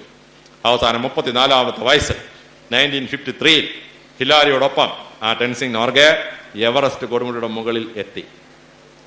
നിങ്ങൾ ആരെങ്കിലും 18 വയസ്സിന് മുമ്പ് ഒരു ലക്ഷ്യം ഇട്ടാൽ അവിടെ നിങ്ങൾ എത്തിയിരിക്കും, സംശയമൊന്നും വേണ്ട. പക്ഷെ കറക്റ്റായ ഒരു ലക്ഷ്യബോധം വിടാൻ നിങ്ങൾക്ക് കഴിഞ്ഞിരിക്കണം. രണ്ടാമതായി ജീവിതത്തിൽ വിജയിക്കുന്ന ആളുകളുടെ വലിയ ഗുണം പ്ലാനിങ് എന്ന് പറയുന്നതാണ്. ലക്ഷ്യബോധം ഇട്ടാൽ നല്ല പ്ലാനിങ് വേണം. എങ്ങനെയാണ് അവിടെ എത്തിച്ചേരേണ്ടത്? നിങ്ങളൊരു പരീക്ഷ പാസ്സാവാൻ തീരുമാനിച്ചാൽ ഏതൊക്കെ പുസ്തകങ്ങളാണ് വായിക്കേണ്ടത്? അതിന് ഗൈഡുകൾ കിട്ടുന്ന സ്ഥലം എവിടെയാണ്? അതിന്റെ ഓഡിയോ കാസറ്റ് കിട്ടുന്ന സ്ഥലം എവിടെയാണ്? അതിന്റെ വീഡിയോ കാസറ്റ് കിട്ടുന്ന സ്ഥലം എവിടെയാണ് എന്ന് വളരെ കൃത്യമായി പ്ലാൻ നടത്തി അത് എത്തിക്കണം. അങ്ങനെ എത്തിക്കഴിഞ്ഞാൽ പ്ലാൻ ചെയ്യണം. ഇംഗ്ലീഷുകാർ പറയും, A thing well begun is half done. വളരെ ഭംഗിയായി തുടങ്ങിയ ഒരു കാര്യം പകുതി ചെയ്ത് കഴിഞ്ഞു എന്ന് തീരുമാനിച്ചോളൂ എന്നാണ്. A thing well begun is half done. നിങ്ങൾ പൊട്ടക്കണ്ട മാവേൽ എറിഞ്ഞ പോലെ ആവരുത്. മാങ്ങയ്ക്ക് ചില പേര് കിട്ടും, ചിലപ്പോൾ കിട്ടത്തില്ല എന്ന്. പക്ഷേ അമേരിക്കയുടെ ഗൈഡഡ് മിസൈൽ ആണെങ്കിൽ അതിനകത്ത് ഇടിക്കേണ്ട പ്ലെയിൻ കറക്റ്റ് മാർക്ക് ചെയ്തു.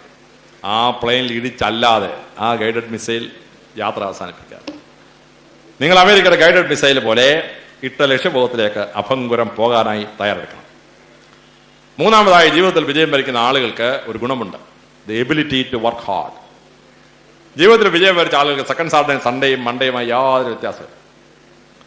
ജീവിതത്തിൽ വിജയം വരിച്ച ആളുകൾക്ക് രാത്രിയും പകലുമായി യാതൊരു വ്യത്യാസമില്ല. അവർ തുല്യമായി ശ്രമിച്ചുകൊണ്ടേയിരിക്കും. ഞാൻ മാറിയോണസ് കോളേജിൽ പഠിക്കുമ്പോൾ ഞങ്ങളുടെ മുറി 4 പേരുണ്ട്. രാത്രി ഒരു 9-10 ആവുമ്പോൾ എൻ്റെ സഹമുറിയന്മാർ വന്ന് പറയും, അലക്സേ ഞങ്ങൾ ഉറങ്ങാൻ പോവാണ്. നമ്മൾ ഉറയിക്കോ. 5:30 മണിയാവുമ്പോഴന്മാർ ബെഡ്ഷീറ്റൊക്കെ ഇങ്ങനെ വലിച്ച് തോർന്ന് ഇങ്ങനെ പൊങ്ങി വരും. അപ്പോൾ ഞാൻ അവിടെ അപ്പോഴും വായിച്ചുകൊണ്ടിരിക്കാം. അവരോട് അലക്സ് ഉറങ്ങിയില്ലേ? ഞാൻ പറഞ്ഞു, ഇല്ലടോ, രാത്രി മുഴുവൻ ഞാൻ വായിച്ച ആ പുസ്തകം കംപ്ലീറ്റ് ചെയ്ത പുസ്തകം നോട്ട് എഴുതി കഴിഞ്ഞു എന്ന് പറയും.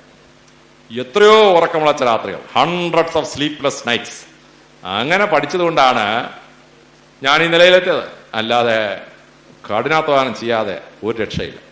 There is no shortcut to success. വിജയത്തിലേക്ക് ഒരു കുറുക്കൊഴിയില്ല. ലോങ് വേ എടുത്തെങ്കിൽ മാത്രമേ പറ്റൂ. ഇംഗ്ലീഷുകാർ പറയും burning the mid night oil.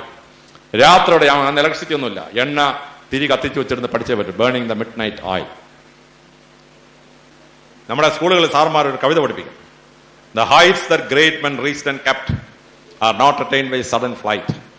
They, while their companions slept, were toiling upwards in the night. നമ്മളീ കാണുന്ന മഹാന്മാരുടെ ഒറ്റ ഓട്ടത്തിനല്ല അവിടെ ചെന്ന് ചേർന്ന്. അവരൊക്കെ കൂട്ടുകാരെ കൂർക്കം വലിച്ചു കിടന്ന് ഉറങ്ങിയപ്പോൾ രാത്രിയുടെ യാമങ്ങളിൽ നിന്നും പഠിച്ചവരും കഷ്ടപ്പെട്ടവരുമാണ് ജീവിതത്തിൽ ഉയർന്ന ആളുകൾ എല്ലാവരും. അപ്പൊ കഠിനാധ്വാനം ചെയ്യാനുള്ള കപ്പാസിറ്റി നിങ്ങൾക്ക് ഉണ്ടാവും. ഇനി നാലാമതൊരു ഗുണം വേണം, the divine voice that sings in your heart. നിങ്ങൾക്ക് ഇതെല്ലാം ഉണ്ടെങ്കിലും ഈശ്വരന്റെ അനുഗ്രഹം ഇല്ലെങ്കിൽ നിങ്ങൾ ഒരു സ്ഥലത്തും എത്തിച്ചേരുകയില്ല. നെപ്പോളിയൻ ബോണപ്പാർട്ട് 62 യുദ്ധങ്ങൾ ചെയ്തു, 60 യുദ്ധവും ജയിച്ചു. നെപ്പോളിയൻ ആകെ 2 യുദ്ധം തോറ്റുള്ളൂ, ബാറ്റിൽ ഓഫ് ലിപ്സിഗും ബാറ്റിൽ ഓഫ് വാട്ടർലൂ. നെപ്പോളിയനെ സെയിന്റ് ഹെലേന ദ്വീപിൽ നാട് കടത്തി. നെപ്പോളിയൻ അവിടെ ഇരിക്കുമ്പോൾ പത്രക്കാരെ കാണാൻ ചെന്നു. നെപ്പോളിയനോട് അവർ ചോദിച്ചു, ഭാവിയിലെ യുവാക്കന്മാർക്ക് വേണ്ടി എന്തെങ്കിലും സന്ദേശം കൊടുക്കാനുണ്ടോ? അദ്ദേഹം പറഞ്ഞു, ability is nothing without opportunity. നമ്മൾ ഈ ലോകത്തിൽ ഏറ്റവും കഴിവുള്ള ആളായിരിക്കും, പക്ഷേ ഈശ്വരൻ അവസരങ്ങൾ ഒരുക്കിയില്ലെങ്കിൽ നമ്മൾ ഒന്നും ആയിത്തീരുകയില്ല. Ability is nothing without opportunity. അപ്പൊ എങ്ങനെയാണ് ഈ അവസരം ഒരുക്കുന്നത്? ഇപ്പൊ നെപ്പോളിയൻ 1769 ജനിച്ചു. അതിന് 5 കൊല്ലം ഫ്രഞ്ചുകാരെ കോഴ്സിക്ക പിടിച്ചടക്കി. അതുകൊണ്ട് നെപ്പോളിയൻ ഫ്രഞ്ചുകാരനായി. നെപ്പോളിയൻ ഫ്രഞ്ച് സൈന്യത്തിൽ ചേർന്നു. നെപ്പോളിയൻ സൈന്യത്തിന് സർവ്വസൈന്യാധിപനായി. നെപ്പോളിയൻ ഫ്രാൻസിന്റെ ചക്രവർത്തിയായി. ഫ്രഞ്ചുകാർ കോഴ്സിക്ക പിടിച്ചടക്കണ്ടെന്ന് തീരുമാനിച്ചത് എന്ത് ചെയ്യാനായിരുന്നു? നെപ്പോളിയൻ മിക്കവാറും കോഴ്സിക്കയിലെ ഒരു മുനിസിപ്പൽ ചെയർമാനായിട്ട് ജീവിതം അവസാനിച്ചതാണ്. മൈക്കൽ ആഞ്ചലോ ഒരു പാവപ്പെട്ട കല്ലാശാരിയുടെ വീട്ടിൽ ജനിച്ച ആളാണ്. മുഴുപട്ടിണി. കത്തെഴുതൽ പണിഞ്ഞിട്ട് ഒരു 4-5 കല്ല് അവിടെ ഉപേക്ഷിച്ചിട്ട് പോയിരുന്നു. രാവിലെ 9 മണിയായപ്പോൾ അവൻ എഴുന്നേറ്റ് ഉളിയും കൊട്ടുടിയും എല്ലാമായിട്ട് വന്നിട്ട് ഈ കല്ലിൽ കൊത്താൻ തുടങ്ങി. അപ്പോൾ അതുവഴി ഫ്ലോറൻസിന്റെ രാജാവായിരുന്ന ലൊറൻസോ ദി മെഡിച്ചി കടന്നുപോയി. ലൊറൻസോ നോക്കിയപ്പോൾ ഒരു കൊച്ചുകുട്ടിയെ രാവിലെ 9 മണിക്ക് തണുപ്പ് സഹിച്ച് ഒരു കല്ല് കൊത്തുന്നു. അയാൾ തേരാളിയോട് പറഞ്ഞു വണ്ടി നിർത്താൻ പറഞ്ഞു. വണ്ടി നിർത്തി അയാൾ ഇറങ്ങി. അയാൾ ചോദിച്ചു, എന്താ കുട്ടി നീ ചെയ്യാ? അവൻ പറഞ്ഞു, ഞാനൊരു മാലാഹയെ കൊത്തിക്കൊണ്ടിരിക്കുകയാണ്. ലോറൻസിനെ മെഡിച്ചി, ഈ കല്ലിനൊരു ഷേപ്പ് ഇല്ലല്ലോ മോനെ, നീ എങ്ങനെ ഇതിൽ കല്ല് കൊത്തും? മൈക്കൽ ആഞ്ചലോ പറഞ്ഞു, I can already see the angel within the stone. I will chip the portion which do not belong to the angel and the angel will come out. ഈ ഷേപ്പില്ലാത്ത കല്ല് എനിക്ക് ഇപ്പൊ തന്നെ മാലാഹയെ കാണാം. മാലാഹയുടെ അല്ലാത്ത ഭാഗം ഞാൻ ചെത്തിക്കളയും. അവൻ മാലാഹ കഴിഞ്ഞ് പുറത്തു വരും. രാജാവിന് മനസ്സിലായി ഇവനൊരു ജീനിയസാണ്. അപ്പനോട് അനുവാദം ചോദിച്ച ശേഷം കുട്ടിയെ കൊട്ടാരത്തിൽ കൊണ്ടുപോയി വളർത്തി. അവൻ ലോകപ്രസിദ്ധനായ മൈക്കൽ ആഞ്ചലോ ആയി മാറി. അയാൾ വരച്ചതാണ് സിസ്റ്റൈൻ ചാപ്പൽ വത്തിക്കാനിടെ. അയാൾ ഉണ്ടാക്കിയതാണ് ഡേവിഡ്. അയാൾ ഉണ്ടാക്കിയതാണ് പിയത്ത, മാതാവിന്റെ മടിയിൽ കുരിശിതനായ ക്രിസ്തുവിനെ ഇറക്കി വെച്ചിരിക്കുന്ന ഭാഗം. എത്രയോ ഭാഗം. അമേരിക്കൻ പ്രസിഡന്റ് ട്രംപിനെ വത്തിക്കാനി വന്നപ്പോൾ സിസ്റ്റൈൻ ചാപ്പൽ കാണാൻ കൊണ്ടുപോയി. അയാൾ അവിടെ മേപ്പോട്ട് നോക്കിക്കുന്ന പടം നിങ്ങൾ 2 ആഴ്ചക്കും പത്രത്തിൽ കണ്ടാണ്. അയാൾ വായങ്ങ് പിളർന്നു പോയി. ട്രംപ് ഇങ്ങനെ നിൽക്കുകയാണ്. ട്രംപിന്റെ വായി ഈച്ച കറാഞ്ഞ ഭാഗ്യം. അമ്പരന്ന് പോയി. മൈക്കലാഞ്ചലോയുടെ പടങ്ങൾ കണ്ട് അമേരിക്കൻ പ്രസിഡന്റ് അമ്പരന്ന് പോയി. അപ്പോൾ ഈശ്വരാധീനമാണ്. 9 മണിയാണ്, തണുപ്പാണ്, സുഖമായിട്ടൊന്ന് പുതച്ചുറങ്ങാമെന്ന് വിചാരിച്ചിരുന്നെങ്കിൽ മൈക്കലാഞ്ചലോ കല്ല് കുത്തുക. ആ സമയത്ത് കുത്തുകയില്ല. ഇനി ലോറൻസോ അതുവഴി എത്രയോ പേര് കല്ല് കുത്തുന്നത് കണ്ടിട്ടുണ്ടാവും. പക്ഷേ ഈ കുട്ടിയെ കണ്ടപ്പോൾ അദ്ദേഹത്തിന് ക്യൂരിയോസിറ്റി തോന്നി. ദൈവം തോന്നിച്ചാണ്. അതുകൊണ്ട് അയാൾ അവിടെ ഇറങ്ങിയത്. അയാൾ ചോദിച്ചപ്പോൾ എന്താ കുഞ്ഞാ ചെയ്യുന്നത്? അങ്ങനെ കാണാൻ വയ്യ, ഞാൻ കല്ല് കുത്തല്ലേ എന്നാണ് മറുപടി കൊടുക്കുന്നത്. അയാൾ വല്ലതും ചെയ്യും, അയാളങ്ങ് പോയനെയാണ്. പക്ഷേ മാലാഹ എനിക്ക് ഓൾറെഡി കാണും. മാലാഹയുടെ അല്ലാത്ത ഭാഗം ഞാൻ ചെത്തിക്കളയുമ്പോൾ മാലാഹ പുറത്തു വരുന്ന ബുദ്ധിപരമായ ഉത്തരം പറഞ്ഞുകൊണ്ടാണ് അവനെ കൊട്ടാരത്തിൽ കൊണ്ടുപോയി നാം കാണുന്ന മൈക്കൽ ആഞ്ചലോ ആയത്. അത് ഈശ്വരന്റെ കളിയാണ്. ജപ്പാനിലെ ഏറ്റവും പ്രസിദ്ധനായ ഭരണാധികാരിയാണ്. അവരുടെ സേനാ നായകനും പിന്നീട് പ്രധാനമന്ത്രിയും ഒക്കെ ആയ ഹിഡയോഷി ഇയേസു. ഇയാളൊരു കാട്ടിയാദിക്കാരനായിരുന്നു. രാജാവിനൊരു കുരങ്ങനെ പിടിച്ച് തിന്നണമെന്ന് ആഗ്രഹമുണ്ടായി. രാജാവ് വനത്തിൽ വന്നു. 75 കുരങ്ങനെ അമ്പ് അയച്ചു. ഒരു കുരങ്ങനെ അമ്പ് കൊണ്ടില്ല. ഇത്ര ഉന്നമില്ലാത്ത ഒരുത്തൻ എങ്ങനെ രാജാവായടാ? ഞാൻ സംശയിക്കാറുണ്ട്. 4 മണിയായപ്പോൾ അയാൾ ക്ഷീണിച്ചു. അയാളൊരു കല്ലിന്റെ പുറത്ത് കയറിയിരുന്നു. അപ്പൊ രാജാവ് വനത്തിൽ വന്ന് കണ്ട കാട്ടിയാദിക്കാരെല്ലാം ഒത്തുകൂടി. അപ്പൊ ഹിഡയോഷി ചെറുപ്പത്തിലെ വികൃതനായ ഒരു കുട്ടിയായിരുന്നു, വൈരൂപ്യം ഉള്ള കുട്ടിയായിരുന്നു. അവന്റെ ഇരട്ട പേര് കൊരകൻ എന്നായിരുന്നു. രാജാവ് ഇങ്ങനെ ജനക്കൂട്ടത്തെ നോക്കിയപ്പോൾ ഹിഡയോഷി അവിടെ നിൽക്കുന്നു. രാജാവ് പറഞ്ഞു, നീ വേടാ, ഞാൻ ജീവനുള്ളൊരു കുരങ്ങനെ പിടിക്കാൻ വന്നാൽ കിട്ടിയില്ല. നിന്നെ കണ്ടിട്ട് ഒരു കുരങ്ങന്റെ അസൽ ലക്ഷണമാണ്. നീ വാടാ കേരളെന്ന് പറഞ്ഞ് അവനെ പിടിച്ചോണ്ടങ്ങ് പോയി. അവൻ ടോക്കിയോയിൽ പോയി പട്ടാളക്കാരുടെ ഇടയിൽ വളർന്നു, സൈന്യത്തിൽ ചേർന്നു. അവൻ സേനാ നായകനായി. അവസാനം ജപ്പാന്റെ പ്രധാനമന്ത്രി ആയി, ഷോഗൂണായി. അങ്ങനെ ടോക്കുഗാവ ഷോഗുണേറ്റ് ഉണ്ടാക്കി ജപ്പാനെ ലോക ശക്തിയാക്കി മാറ്റി. രാജാവിന് കുരങ്ങനെ പിടിക്കാൻ തോന്നിയില്ലായിരുന്നെങ്കിൽ രാജാവ് വനത്തിൽ വരുമോ? വരില്ല. ഘടിയപക്ഷിയെ കാണുമോ? കാണില്ല. 75 കുരങ്ങിൽ ഏതെങ്കിലും ഒരു കുരങ്ങൻ അമ്പ് കൊണ്ടിരുന്നെങ്കിൽ ആ കരിക്കുരങ്ങിന് രസായനം ഉണ്ടാക്കിയിട്ട് രാജാവ് സ്ഥലം വിട്ടുതന്നെയായിരുന്നു. ഒരു കുരങ്ങനും അമ്പ് കൊള്ളാത്തതിനാൽ അയാൾ ക്ഷീണിതനായി ഇരുന്നു. ഇനി രാജാവ് വന്നപ്പോൾ എല്ലാവരും പോയപ്പോൾ ഇവനോട് കൂടെ പോയില്ലായിരുന്നു, ഇവനെ കാണുമോ? കാണില്ല. ഇനി ജനിച്ചപ്പോൾ ഘടിയപക്ഷി സുന്ദരനായ ഒരു ചെറുപ്പക്കാരനായിരുന്നെങ്കിൽ രാജാവ് വിളിക്കുമോ? വിളിക്കാൻ. അവന്റെ വൈരൂപ്യം കാരണം കുരങ്ങനെന്ന ഇരട്ടപ്പേരുള്ള അവനെ കണ്ടപ്പോഴാണ് രാജാവിന് തോന്നിയത് ഇവൻ ജീവനുള്ള ഒരു കുരങ്ങനാണ്, പിടിയടാ അവനെ എന്ന് പറഞ്ഞു. അതുകൊണ്ട് അവൻ ടോക്കിയോയിൽ പോയി നാം കാണുന്ന ഘടിയപക്ഷി യേശുവായി മാറി. നമ്മുടെ ഓരോരുത്തരുടെയും ജീവിതത്തിൽ ഈശ്വരൻ ഇങ്ങനെ ചില അത്ഭുതങ്ങൾ കാണിക്കും. ആ അത്ഭുതങ്ങളാണ് നമ്മെ ലോകത്തിൽ വലിയവനോ ചെറിയവനോ ഒക്കെ ആക്കുന്നത്. അതുകൊണ്ട് ഈശ്വര വിശ്വാസം പ്രാർത്ഥനയും ജീവിത വിജയത്തിന് ഏറ്റവും അത്യാവശ്യമുള്ള ഘടകമാണ്. ഇനി നമ്മുടെ ജീവിത വിജയത്തിലേക്ക് പോകുമ്പോൾ എപ്പോഴും മനുഷ്യന് വിജയിക്കാൻ പറ്റിയല്ല. ചില പരീക്ഷകൾ നമ്മൾ തോറ്റന്നിരിക്കും. പക്ഷെ ഒരു പരാജയം കാണുമ്പം നേരെ വെള്ളത്തിൽ ചാടി ചാവുക, ഇല്ലെങ്കിൽ കയറെടുത്ത് തൂങ്ങിച്ചാവുക. ചില 125 കുട്ടികളാണ് കഴിഞ്ഞ കൊല്ലം സൂയിസൈഡ് ചെയ്തത്, പരീക്ഷ തോറ്റത്. അത് ശുദ്ധ വിവരക്കേടാണ്. എല്ലാവർക്കും ഭൂമി ജയിക്കാൻ പറ്റിയല്ല. ഇടക്കിടയ്ക്ക് തോറ്റിട്ടാണ് നമ്മൾ വിജയത്തിലേക്ക് എത്തുക. അബ്ദുൽ കലാമിന്റെ ജീവിതത്തിൽ 2-3 സംഭവങ്ങൾ നിങ്ങൾ അറിഞ്ഞിരിക്കണം. അബ്ദുൽ കലാം ചെറുപ്പത്തിൽ 5ാം ക്ലാസ്സിൽ പഠിക്കുന്നു. അദ്ദേഹത്തിന് സാറ് വന്ന് അവനോട് പറഞ്ഞു, എടോ നിന്റെ പേര് വലിയ ആളാവാൻ തടസ്സമുള്ളൊരു പേരാണ്. അയാളുടെ ശരിയായ പേര് ഔൾ പക്കീർ ജലാലുദ്ദീൻ AJ എന്നായിരുന്നു. സാർ പറഞ്ഞു, ഈ ഔൾ പക്കീർ ജലാലുദ്ദീൻ വായിക്കൊള്ളുന്ന പേരല്ല, അതുകൊണ്ട് അതിനെ ഇനിഷ്യലാക്കി മാറ്റാൻ പറഞ്ഞു. ഔൾ പക്കീർ ജലാലുദ്ദീനെ APJ എന്നാക്കി. അയാളുടെ ഇനിഷ്യലായിരുന്നു AJ, അതിനെ എക്സ്പാൻഡ് ചെയ്ത് അബ്ദുൽ കലാം എന്നാക്കി. അബ്ദുൽ കലാം എന്ന് പറഞ്ഞാൽ ഒരു ആരോഹണം ഒരു അവരോഹണം കാമ്പോജിരാഗം പോലെയാണ്, പറയാനൊരു രസമാണ്. അപ്പൊ owl Pakir Jalaluddin AJ APJ Abdul Kalam ആക്കിയത് അയാളുടെ ജീവിതത്തിൽ വീഴാനുള്ള പ്രധാനപ്പെട്ട കാരണങ്ങളൊന്നാണ്. അവന്റെ ഗുരു അവനോട് പറഞ്ഞു, നീ കൊച്ചു രാമേശ്വരത്ത് ഉൾക്കൊള്ളാൻ പാടില്ല, നീ വളർന്ന് വലിയ നിലകളിലെത്തണം, നീ മദ്രാസിലും കണ്ടും പോയി പഠിക്കണം. കലാം പറഞ്ഞു, പൊന്നു സാറേ, ഞാൻ ദിവസവും പത്രം ഇട്ടിട്ട് എനിക്ക് ദിവസം മാസം 1 രൂപ കിട്ടും ഒരു വീട്ടിൽ നിന്ന്. അത് ഉപയോഗിച്ചിട്ടാണ് ഞാൻ ഫീസ് അടയ്ക്കുന്നത്. എന്റെ വീട്ടിൽ വരുമാനത്തിനാകെ ഒരു കടത്തുവഞ്ചി മാത്രമേ ഉള്ളൂ. ആ കടത്തുവഞ്ചി ഓടിച്ചിട്ടാണ് ഞങ്ങളുടെ വീട്ടിൽ പട്ടിണിയില്ലാതെ ഞങ്ങൾ കഴിയുന്നത്. അതുകൊണ്ട് എനിക്ക് മദ്രാസിലൊന്നും പോയി പഠിക്കാൻ പറ്റില്ല. പക്ഷേ അവരുടെ വള്ളം, അവരുടെ ബോട്ട് കടലിൽ മുങ്ങിപ്പോയി. അപ്പൊ പിന്നെ ഇവനെ നിർത്തിയിട്ട് കാര്യമില്ല. അങ്ങനെ ഒരു പൈസ കടമെടുത്ത് അവനെ MIT-യിൽ വിട്ട് പഠിപ്പിച്ചു. അതുകൊണ്ടാണ് നാം കാണുന്ന അബ്ദുൽ കലാം ഉണ്ടായത്. ആ ബോട്ട് മുങ്ങിയില്ലായിരുന്നെങ്കിൽ അബ്ദുൽ കലാം ഇപ്പോഴും രാമേശ്വരത്ത് കടന്നതിനായിരുന്നു. അദ്ദേഹം റോക്കറ്റ് ഗവേഷണ കേന്ദ്രത്തിൽ വന്നു. സതീഷ് ധവാൻ ആയിരുന്നു ഡയറക്ടർ. സതീഷ് ധവാൻ അബ്ദുൽ കലാമിന്റെ ടീമിനോട് പറഞ്ഞു റോക്കറ്റ് അയക്കാൻ പറഞ്ഞു. അങ്ങനെ റോക്കറ്റ് ഉണ്ടാക്കി, റോക്കറ്റ് വിക്ഷേപിച്ചു. റോക്കറ്റ് നേരെ അറബിക്കടലിൽ പോയി വീണു. അബ്ദുൽ കലാം ഭഗ്നാശയനായി. അദ്ദേഹം രാജിക്കത്ത് എഴുതി, ഞാനിതാ ഈ ജോലി രാജിവെച്ചിരിക്കുന്നു. സതീഷ് ധവാന്റെ അടുത്തുകൊണ്ട് കൊടുത്തു.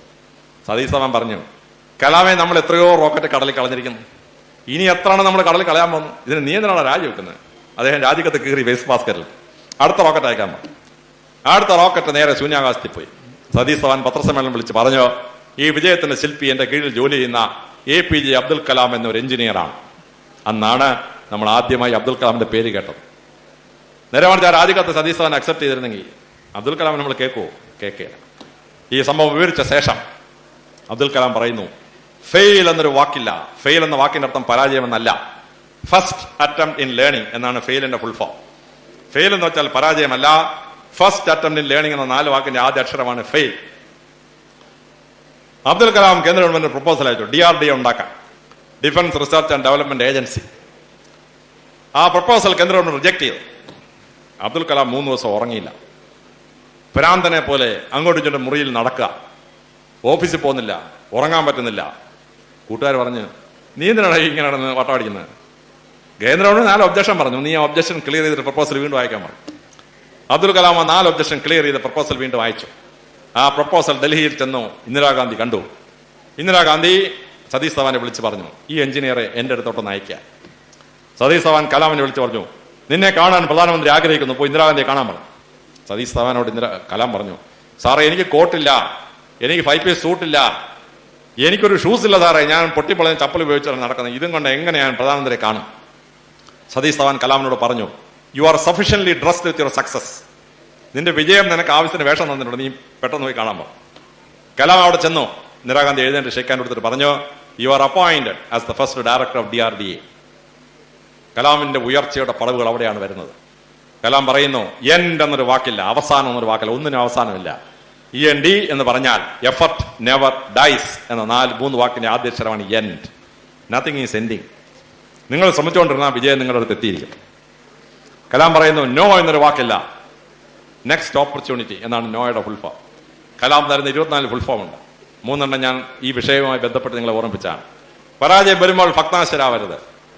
എത്ര പരാജയം കഴിഞ്ഞാലും നിങ്ങൾ ശ്രമിച്ചുകൊണ്ടിരുന്നാൽ വിജയം നിങ്ങളുടെ കൈകൾ എത്തിയിരിക്കും, സംശയമൊന്നും വേണം. പിന്നെ നമ്മുടെ പൂർവികർ ചെയ്യുന്ന പുണ്യം, നമ്മുടെ പൂർവികരുടെ പ്രാർത്ഥന നമ്മുടെ ജീവിത വിജയത്തിന്റെ വലിയ കാര്യങ്ങളിൽ ഒന്നാണ്. കലാമിന്റെ മുത്തച്ഛൻ ബോട്ട് ഡ്രൈവറായിരുന്നു. രാമേശ്വര ക്ഷേത്രത്തിലെ വിഗ്രഹം ഒരടി പൊക്കമുള്ളൊരു ഇമേജ് ഉണ്ട്. അത് 200 മീറ്റർ കടലിൽ കൂടെ കൊണ്ടുപോയി ഒരു ദ്വീപിൽ വെച്ചൊരു പൂജ കഴിഞ്ഞിട്ട് തിരിച്ചു കൊണ്ടുവരണം. അങ്ങനെ ആ പൂജയ്ക്ക് ആ വിഗ്രഹം കൊണ്ടുപോകുമ്പോൾ പെട്ടെന്നൊരു തിരമാല വന്നു, ബോട്ടും ഇളകി, വിഗ്രഹം വെള്ളത്തിൽ വീണു. ആ വിഗ്രഹം വെള്ളത്തിൽ വീണാൽ 200 അടി താഴ്ചയിലേക്ക് പോകും.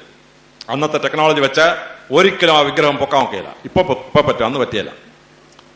കലാമിന്റെ മുത്തച്ഛൻ ഒറ്റച്ചാട്ടത്തിന് വെള്ളത്തിൽ ചാടി 10 അടിയോളം വിഗ്രഹം താന്നപ്പോൾ തന്നെ അടിച്ചെന്ന് വിഗ്രഹത്തെ സപ്പോർട്ട് ചെയ്തു. എന്നിട്ട് നേരെ പൊങ്ങി വന്ന ബോട്ടിൽ കൊടുത്തിട്ട് അയാൾ വീണ്ടും വെള്ളത്തിൽ പോയി. രണ്ടാമതൊരു ശ്രമത്തിൽ അയാൾ മേളിൽ വന്ന് ശ്വാസം എടുത്തു. എന്നിട്ട് അയാൾ ബോട്ടിൽ കയറി.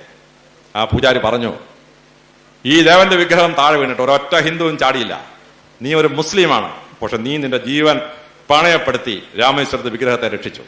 അതുകൊണ്ട് ഈ ദേവന്റെ അനുഗ്രഹം കാരണം നീ എത്ര അടി താപ്പോട്ട് പോയോ അതിന്റെ 100 ഇരട്ടി ഉയരത്തിലേക്ക് നിന്റെ മക്കളും കൊച്ചുമക്കളും ഉയരും എന്ന് രാമേശ്വരത്തെ പ്രധാന പുരോഹിതൻ അദ്ദേഹത്തെ അനുഗ്രഹിച്ചു. അവസാനം ആ മുത്തച്ഛന്റെ കൊച്ചുമകൻ 100 അടിയല്ല ഉയർന്നത്, ഇന്ത്യൻ പ്രസിഡന്റിന്റെ കസേര വരെ ഉയർന്നു എന്നുള്ളതാണ്. നമ്മുടെ പൂർവികരുടെ പുണ്യം, പൂർവികരുടെ പ്രാർത്ഥന നമുക്ക് അനുഗ്രഹമാണ്. എന്റെ അച്ഛന്റെ മുത്തച്ഛനും എന്റെ അമ്മയുടെ മുത്തച്ഛനും പരിമൽ തിരുമേനി പട്ടം കൊടുത്ത ഓർത്തഡോക്സ് സഭയിലെ പ്രമുഖരായ 2 വൈദികരായി. പരിമൽ തിരുമേനിയുടെ സ്വന്തം സഹചാരിയും ശിഷ്യനുമായിരുന്നു എന്റെ അച്ഛന്റെ മുത്തച്ഛൻ.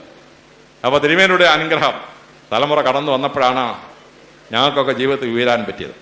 അപ്പൊ പൂർവികരുടെ പ്രാർത്ഥനയും നമ്മുടെ പ്രാർത്ഥനയും നമുക്ക് വിജയത്തിന് വളരെ നിദാനമായ ഒരു കാര്യമാണ്. അതുകൊണ്ട് ഈശ്വര വിശ്വാസവും പ്രാർത്ഥനയും ഉണ്ടെങ്കിൽ മാത്രമേ നിങ്ങളുടെ ജീവിതത്തിൽ വിജയം വരിക്കാനായിട്ട് കഴിയുകയുള്ളൂ. ജീവിതത്തിൽ നിങ്ങൾ ഓരോരുത്തരും വലിയ നിലകളിലേക്ക് ഉയരണം എന്ന് ഞങ്ങൾ ആഗ്രഹിക്കുന്നു. 1600 കൊല്ലത്തിന് മുമ്പ് തിരുവള്ളുവർ എന്നൊരു സന്യാസി തമിഴ്നാട്ടിൽ ജീവിച്ചിരുന്നു. അദ്ദേഹത്തിന് 1330 മൊഴിമുത്തുകളാണ് തിരുക്കുറൾ എന്ന പുസ്തകം. അതിലെന്നെ ഏറ്റവും ആകർഷിച്ച ഒരു ശ്ലോകമുണ്ട്.